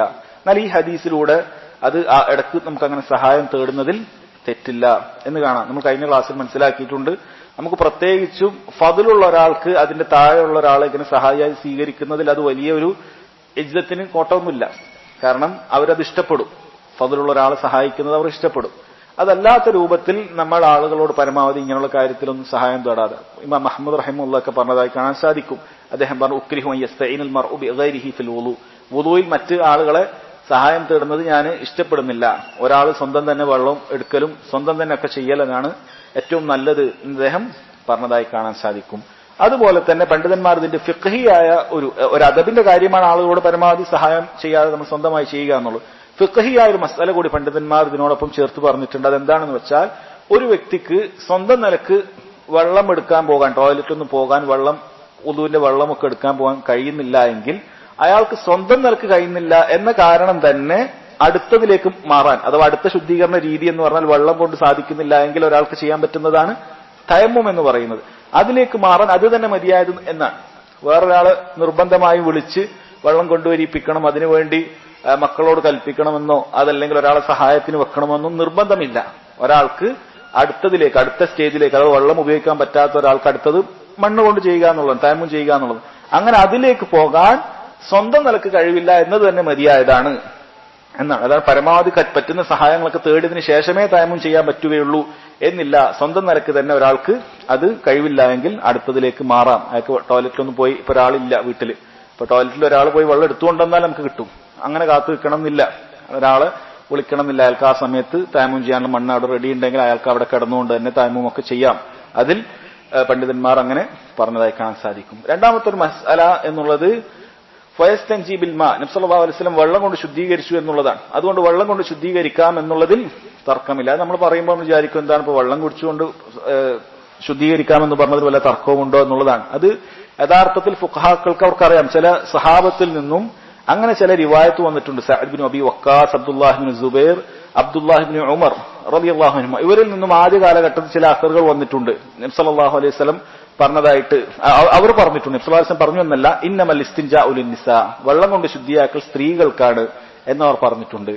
അതുകൊണ്ട് പണ്ഡിതന്മാർ പറഞ്ഞു, ഇതിന്റെ അടിസ്ഥാനത്തിൽ ചില ഫുഖഹാക്കൾ വിചാരിച്ചു സഹാബത്തിന് നബി സല്ലല്ലാഹു അലൈഹി വസല്ലം വെള്ളം കൊണ്ട് ശുദ്ധിയാക്കിയത് അറിയില്ലായിരുന്നോ എന്ന് അവർ ധരിച്ചു എന്ന് ചില പണ്ഡിതന്മാർ പറഞ്ഞിട്ടുണ്ട്. യഥാർത്ഥത്തിൽ സഹാബത്ത് പറയാനുള്ള ഒരു സംഭവം ഉണ്ടായിട്ടുണ്ട്. കാരണം അന്ന് ആളുകൾക്ക് ഇസ്തിജ്മാർ തീരെ അറിയാത്തൊരു സംഭവം വന്നു. പുരുഷന്മാർ ആർക്കും ഇസ്തിജ്മാർ തീരെ അറിയാത്ത, അഥവാ കല്ലുകൊണ്ടോ അല്ലെങ്കിൽ അതേപോലെയുള്ള പേപ്പർ കൊണ്ടോ ഒക്കെ ശുദ്ധിയാക്കാൻ പറ്റുമെന്ന് തീരെ അറിയാത്തൊരു സന്ദർഭം വന്നപ്പോൾ അവർ പറഞ്ഞതാണത്. ഇത് ആളുകൾ ഇത് ഉപയോഗിക്കുന്നതിന് വേണ്ടിയിട്ട്, ആളുകൾ അത് പിൻകാലത്ത് ഇസ്തിജ്മാറിനെ പാടെ നിരാകരിക്കുന്ന ഒരു അവസ്ഥ വരാതിരിക്കാൻ അന്ന് ചില സഹാബത്ത് പറഞ്ഞതാണ്. അതല്ലാതെ അവർക്ക് വെള്ളം കൊണ്ട് ഉപയോഗിക്കുന്നത് അറിയാനിട്ടല്ല, സഹാബത്തിന് അതറിയാം എന്ന് പറഞ്ഞതാണ്. കാരണം ഇന്നും ആളുകൾക്ക് പലപ്പോഴും അത് ഒരു ഗരീബായ കാര്യം തന്നെ. ചില ആളുകൾ അത് ചെയ്യുകയില്ല. അങ്ങനെ ചെയ്താൽ എന്തോ ശരിയാകാത്ത പോലെ അവർക്ക് തോന്നും. കാരണം അത് തീരെ ഉപയോഗിക്കാത്തതാണ്. അവർ വെള്ളമില്ല എങ്കിൽ ഇങ്ങനെ ഒരു കടലാസ് ഉണ്ടെങ്കിൽ ഒരു കടലാസ് ഉണ്ടായാലും അത് 3 ഭാഗിച്ചാൽ നമുക്ക് 3 കടലാസ് കൊണ്ട് അത് ശുദ്ധിയാക്കാം, അതല്ലെങ്കിൽ കല്ലുകൊണ്ട് ശുദ്ധിയാക്കാം എന്നൊക്കെ ചില ആളുകൾക്ക് ഇന്നും അത് ഇഷ്കാലുള്ള അല്ലെങ്കിൽ പറഞ്ഞാൽ വലിയ സംശയമൊക്കെയുള്ള കാര്യമാണ്. അത് പക്ഷെ അതുകൊണ്ട് സഹാബത്തിന്റെ ആ ഫിഖ് കൊണ്ട് അങ്ങനെ സമൂഹത്തിൽ പ്രചരിക്കരുത് എന്ന ഉദ്ദേശം കൊണ്ടായിരിക്കാം അവർ ആ പറഞ്ഞത്. അതല്ല എങ്കിൽ വെള്ളം കൊണ്ട് ശുദ്ധിയാക്കുക എന്നുള്ളതിൽ യാതൊരു കുഴപ്പവുമില്ല, അഭിപ്രായ വ്യത്യാസവുമില്ല. സല്ലല്ലാഹു അലൈഹി വസല്ലം പറഞ്ഞതാണ്. ഏറ്റവും അഫ്ളലായിട്ടുള്ള രീതി പണ്ഡിതന്മാർ പറയുന്നത് ഒരാൾക്ക് ആദ്യം ചെയ്യാനുള്ളത് ഇസ്തിജ്മാറിനോടൊപ്പം ഇസ്തിൻജാ ചെയ്യലാണ്. അതാണ് ഏറ്റവും അഫ്ളലായിട്ടുള്ള രീതി എന്ന് പറയുന്നത്. അഥവാ കല്ലോ അല്ലെങ്കിൽ ടിഷ്യോ പോലത്തത് കൊണ്ട് മലമൂത്ര വിസർജന ഭാഗത്ത് വൃത്തിയാക്കുക, ശേഷം വെള്ളം കൊണ്ട് കഴുകുക. അതാകുമ്പോൾ ഒരു തരത്തിലുള്ള നജസും ഒരാൾക്ക് ശരീരത്തിലേക്ക് ഇല്ല. അതുകൊണ്ട് തന്നെ ഒരിക്കലും നമ്മൾ കളിയാക്കേണ്ടതിനെ കളിയാക്കാൻ പറ്റുകയുള്ളൂ. പാശ്ചാത്യൻ രീതി അത് ടിഷ്യൂ ഉപയോഗിക്കുന്നതിനെ നമ്മൾ പരിഹസിക്കേണ്ടതില്ല. ദീനുൽ ഇസ്ലാമിൽ അത് അനുവദിക്കപ്പെട്ടതാണ്. ടിഷ്യൂ പേപ്പർ ഉണ്ട് ഒരു സ്ഥലത്ത്. നമ്മളിപ്പോ ചില എയർപോർട്ടിലൊക്കെ പോയി കഴിഞ്ഞാൽ, പ്രത്യേകിച്ചും വലിയ ഇന്റർനാഷണൽ എയർപോർട്ടൊക്കെ ആയാൽ ചിലപ്പോൾ അവിടെ വെള്ളം വെക്കുകയില്ല. മുസ്ലിമിനെ സംബന്ധിച്ചിടത്തോളം യാതൊരു കുഴപ്പമില്ല. നമ്മുടെ ദീനിൽ നമ്മൾ തീരെ ചെയ്യാത്തൊരു സുന്നത്ത് നമുക്ക് വേണമെങ്കിൽ അവിടുന്ന് ചെയ്യാം. ആ ടിഷ്യൂ ഉപയോഗിച്ചുകൊണ്ട് നമുക്ക് മലമൂത്ര വിസർജനം കഴിഞ്ഞാൽ കൃത്യമായി വൃത്തിയാക്കാം. നമ്മൾ നേരത്തെ മറ്റ് പല സമയത്തും മനസ്സിലാക്കിയതുപോലെ ഏറ്റവും കുറഞ്ഞത് 3 തവണ, 3 തവണ വൃത്തിയായിട്ടില്ലെങ്കിൽ 4, 5, 6, 7 അവസാനം ഒറ്റയിൽ അവസാനിപ്പിക്കുന്ന രീതിയിൽ നമുക്കത് ചെയ്യാവുന്നതാണ്. അത് ശറഇൽ അനുവദിക്കപ്പെട്ട കാര്യമാണ്. അതിനെ നമ്മൾ പരിഹസിക്കാൻ പാടില്ല. പാശ്ചാത്യന്മാർ ചെയ്യുന്ന പല വിഡ്ഢിത്തരങ്ങളുണ്ട്. ഇത് നമ്മൾ പരിഹസിക്കാൻ പാടില്ല. കാരണം അത് ശറഇലുള്ള കാര്യമാണ്. അപ്പോൾ അങ്ങനെ ഇനിയിപ്പോ ടിഷ്യൂ അങ്ങനെ കണ്ടു കഴിഞ്ഞാൽ നമുക്ക് വേണമെങ്കിൽ ഈ അഫ്ളലായ രീതി അവിടുന്ന് സ്വീകരിക്കാം. ആദ്യം ടിഷ്യൂ ഉപയോഗിച്ച് വൃത്തിയാക്കിയതിനു ശേഷം പിന്നെ വെള്ളം കൊണ്ട് കഴുകുക. അപ്പോൾ ഒരു രൂപത്തിലുള്ള നജസ്സുകൾ നമ്മുടെ ശരീര വസ്ത്രത്തിൽ കയ്യിൽ ഒന്നിലും ആകാത്ത ഒരവസ്ഥ, അത് നല്ലതാണ്. അതാണ് ഏറ്റവും അഫ്ളലായ രീതി പറയുന്നത്. രണ്ടാമത്തത് വെള്ളവും ഇതും ഏതെങ്കിലും ഒന്നേ ഉപയോഗിക്കാൻ പറ്റുമെങ്കിൽ വെള്ളമാണ് അഫ്ളൽ. മൂന്നാമത്തത് ഇസ്തിജ്മാർ. ഇതാണ് ഇതിന്റെ ദറജയായിട്ട് പണ്ഡിതന്മാർ പറഞ്ഞിട്ടുള്ളത് എന്ന് മനസ്സിലാക്കാം. അടുത്ത ഹദീസ് عن أبي قتادة الحارث بن ربيعي الأنصاري رضي الله عنه أن النبي صلى الله عليه وسلم قال لا يمسكن أحدكم ذكره بيمينه وهو يبول ولا يتمسح من الخلاء بيمينه ولا يتنفس في الإناء. നബി സല്ലല്ലാഹു അലൈഹി വസല്ലം 3 കാര്യങ്ങൾ നമ്മോട് ചെയ്യരുത് എന്ന് അറിയിക്കുന്ന ഒരു ഹദീസാണിത്. അബു ഖതാദ അൽ ഹാരിസ് ബിൻ റബീഇ അൽ അൻസാരി എന്ന സഹാബിയാണ് ഇത് റിവായത്ത് ചെയ്യുന്നത്. അദ്ദേഹം പറഞ്ഞു, നബി സല്ലല്ലാഹു അലൈഹി വസല്ലം ഉദ്ധരിക്കുന്നു, ലാ യുംസികന്ന അഹദുക്കും ദക്കറഹു ബിയമീനിഹി വഹുവ യബൂൽ. ലാ യുംസികന്ന അഹദുക്കും, നിങ്ങളിൽ ഒരാൾ പിടിക്കാൻ പാടില്ല, ദക്കറഹു ബിയമീനിഹി, വലത് കൈകൊണ്ട് തന്റെ ലൈംഗിക അവയവം, വഹുവ യബൂൽ, അവൻ മൂത്രയിച്ചുകൊണ്ടിരിക്കെ പാടില്ല. വലാ യതമസ്സഹ് മിനൽ ഖലാഇ ബിയമീനിഹി, വലത് കൈകൊണ്ട് നിങ്ങൾ ടോയ്ലറ്റിൽ നിന്നും ശുദ്ധിയാക്കാൻ പാടില്ല, അഥവാ ശുചീകരണം നടത്തുമ്പോൾ വലത് കൈ ഉപയോഗിക്കാൻ പാടില്ല. വലാ യതനഫസ് ഫിൽ ഇനാ, വെള്ളം കുടിക്കുന്ന സമയത്ത് അതിൽ നിശ്വസിക്കാൻ പാടില്ല. ഈ 3 കാര്യങ്ങളാണ് പറഞ്ഞിട്ടുള്ളത്.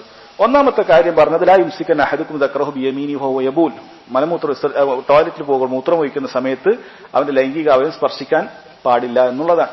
അത് ചില ഉലമാക്കൾ മറ്റു ചില ഹദീസിന്റെ അടിസ്ഥാനത്തിൽ, വേറൊരു ഹദീസിൽ ഇങ്ങനെ വഹുവ യബൂൽ എന്ന് പറയാതെ ലാ യുംസികന്ന അഹദുക്കും ദക്റഹു, ഒരാൾ തന്റെ ലൈംഗിക അവയവം വലത് കൈകൊണ്ട് പിടിക്കാൻ പാടില്ല എന്ന് പറഞ്ഞതിന്റെ അടിസ്ഥാനത്തിൽ ഒരു സമയത്തും വലത് കൈകൊണ്ട് ലൈംഗികാവയം സ്പർശിക്കാൻ പാടില്ല എന്ന് ചില പണ്ഡിതന്മാർ പറഞ്ഞിട്ടുണ്ട്. എന്നാൽ ഭൂരിഭാഗം പണ്ഡിതന്മാരും ഈ ഹദീസിന്റെ അടിസ്ഥാനത്തിൽ അതിനെ ഒരു കൈതാക്കി പറഞ്ഞിട്ടുണ്ട്. വഹുവ യബൂൽ, അവൻ മൂത്രയിച്ചുകൊണ്ടിരിക്കെ എന്നതാണ് അതുകൊണ്ട് ഉദ്ദേശിക്കുന്നത്. അതല്ലാത്ത സമയത്ത് കുഴപ്പമില്ല എന്ന് പറഞ്ഞവരുമുണ്ട്. കാരണം മൂത്രമൊഴിക്കുന്ന സമയത്ത് കയ്യിൽ നജസൊന്നും ആവാതിരിക്കാനാണ്. നജസ് കയ്യിലാകുക, എന്നിട്ട് അത് പിന്നെ എവിടെയെങ്കിലൊക്കെ ആകാതിരിക്കാൻ.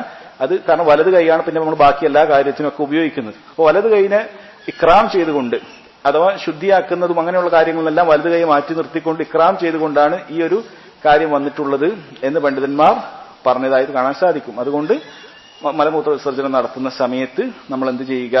വലത് കൈയെ ഒഴിവാക്കുക. ഇടത് കൈ കൊണ്ടാണ് നമ്മൾ ശുചീകരണവും മറ്റുമെല്ലാം ചെയ്യേണ്ടത് എന്ന് കാണാൻ സാധിക്കും. രണ്ടാമത് പറഞ്ഞു വലാ യതമസ്സഹ് മിനൽ ഖലാഇ ബിയമീനി, അത് ഇസ്തിൻജാ ആകട്ടെ ഇസ്തിജ്മാർ ആകട്ടെ, വെള്ളം കൊണ്ട് ശുദ്ധിയാക്കുന്ന സമയത്താകട്ടെ കല്ലുകൊണ്ട് ശുദ്ധിയാക്കുന്ന സമയമാകട്ടെ, നമ്മൾ വലത് കൈകൊണ്ട് ലൈംഗിക അവയവം സ്പർശിക്കാൻ പാടില്ല എന്നുള്ളതാണ്. എന്നാൽ ഇസ്തിൻജാ നടത്തുമ്പോൾ ഇസ്തിൻജാ നടത്തുന്ന കഴുകുന്ന ഭാഗമാണ് ഇടത് കൈ. നമുക്ക് വലത് കൈ കൊണ്ട് വെള്ളം കോരി ഒഴിക്കുന്നതിലോ അല്ലെങ്കിൽ വലത് കൈ കൊണ്ട് ഹോസ് പിടിക്കുന്നതോ അതൊന്നും കുഴപ്പമില്ല, പണ്ഡിതന്മാർ പറഞ്ഞിട്ടുണ്ട്. അത് കഴുകുന്ന ഭാഗം, അത് തുടച്ചു വൃത്തിയാക്കുന്ന ഭാഗം അത് ഇടത് കൈ ആയിരിക്കണം. അതാണ് ഒന്നാമത്തെ കാര്യം.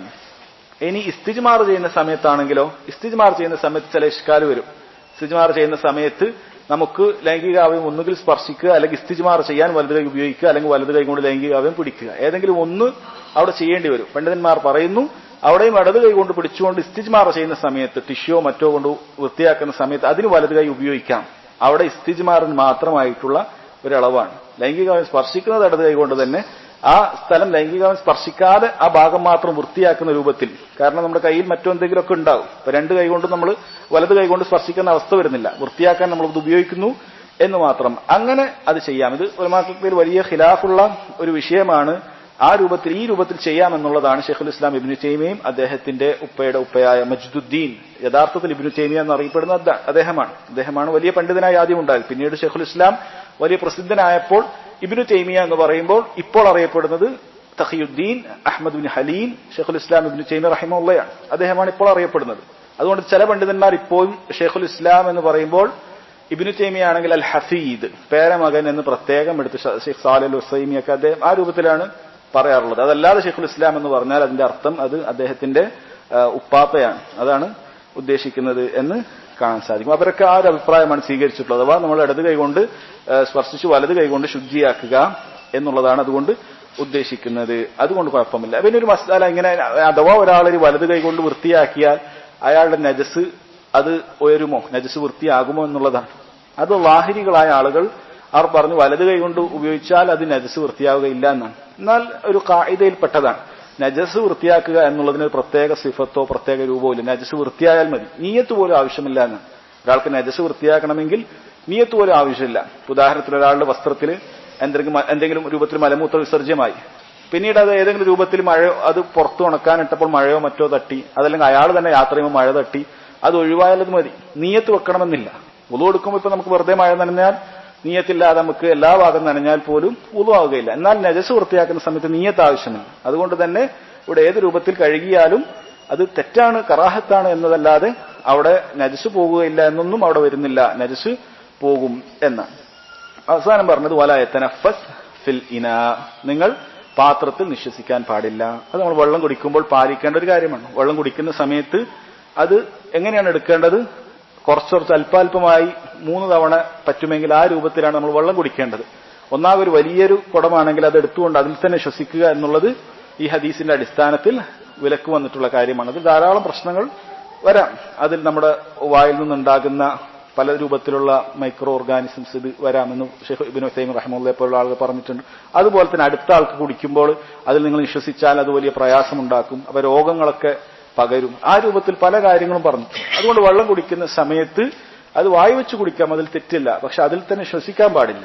വെള്ളം കുടിച്ച് ശ്വസിക്കുന്ന സമയത്ത് അത് മാറ്റിവെച്ച് ശ്വാസം പുറത്തേക്ക് വിടണം. ഈ രൂപത്തിലാണ് ചെയ്യേണ്ടത്. ദീനുൽ ഇസ്ലാമിൽ എത്ര ആളുകൾക്ക് ചിലപ്പോൾ നിസ്സാരമായി തോന്നുന്ന കാര്യങ്ങൾ പോലും വളരെ കൃത്യമായി നമുക്ക് പഠിപ്പിച്ചു തന്നിട്ടുണ്ട്. ആ ദീനിൽ ജീവിക്കാൻ സാധിക്കുക എന്ന് പറയുന്നത് തന്നെ നമുക്ക് വലിയ അഭിമാനമാണ് എന്ന് നമ്മൾ മനസ്സിലാക്കുക. ഫിഖ്ഹിന്റെ ഇത്തരത്തിലുള്ള അബുവാബുകൾ നോക്കിയാൽ നമുക്ക് മനസ്സിലാക്കും, ഇങ്ങനെ നമുക്ക് നിസ്സാരമാണെന്ന് തോന്നുന്ന കാര്യങ്ങൾ പണ്ഡിതന്മാർ അതിന്റെ എന്തുകൊണ്ട് അങ്ങനെ ചെയ്തു, എന്തൊക്കെയാണ് ആ വിഷയത്തിൽ അഭിപ്രായം എന്ന് ദീർഘമായി ചർച്ച ചെയ്തതായി കാണാൻ സാധിക്കും. കാരണം അവർ ദീനിനെ ബഹുമാനിക്കുന്നത് കൊണ്ടാണ്.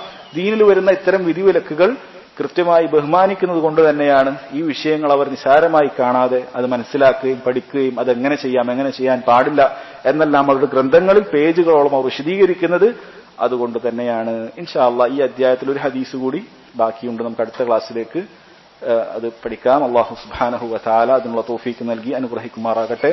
വല്ലാഹു അഅലം വസല്ലല്ലാഹു അലാ നബീന മുഹമ്മദ് വഅലാ ആലിഹി വസഹ്ബിഹി വസല്ലം. സുബ്ഹാനകല്ലാഹുമ്മ വബിഹംദിക അഷ്ഹദു അൻ ലാ ഇലാഹ ഇല്ലാ അൻത അസ്തഗ്ഫിറുക വഅതൂബു ഇലൈക്.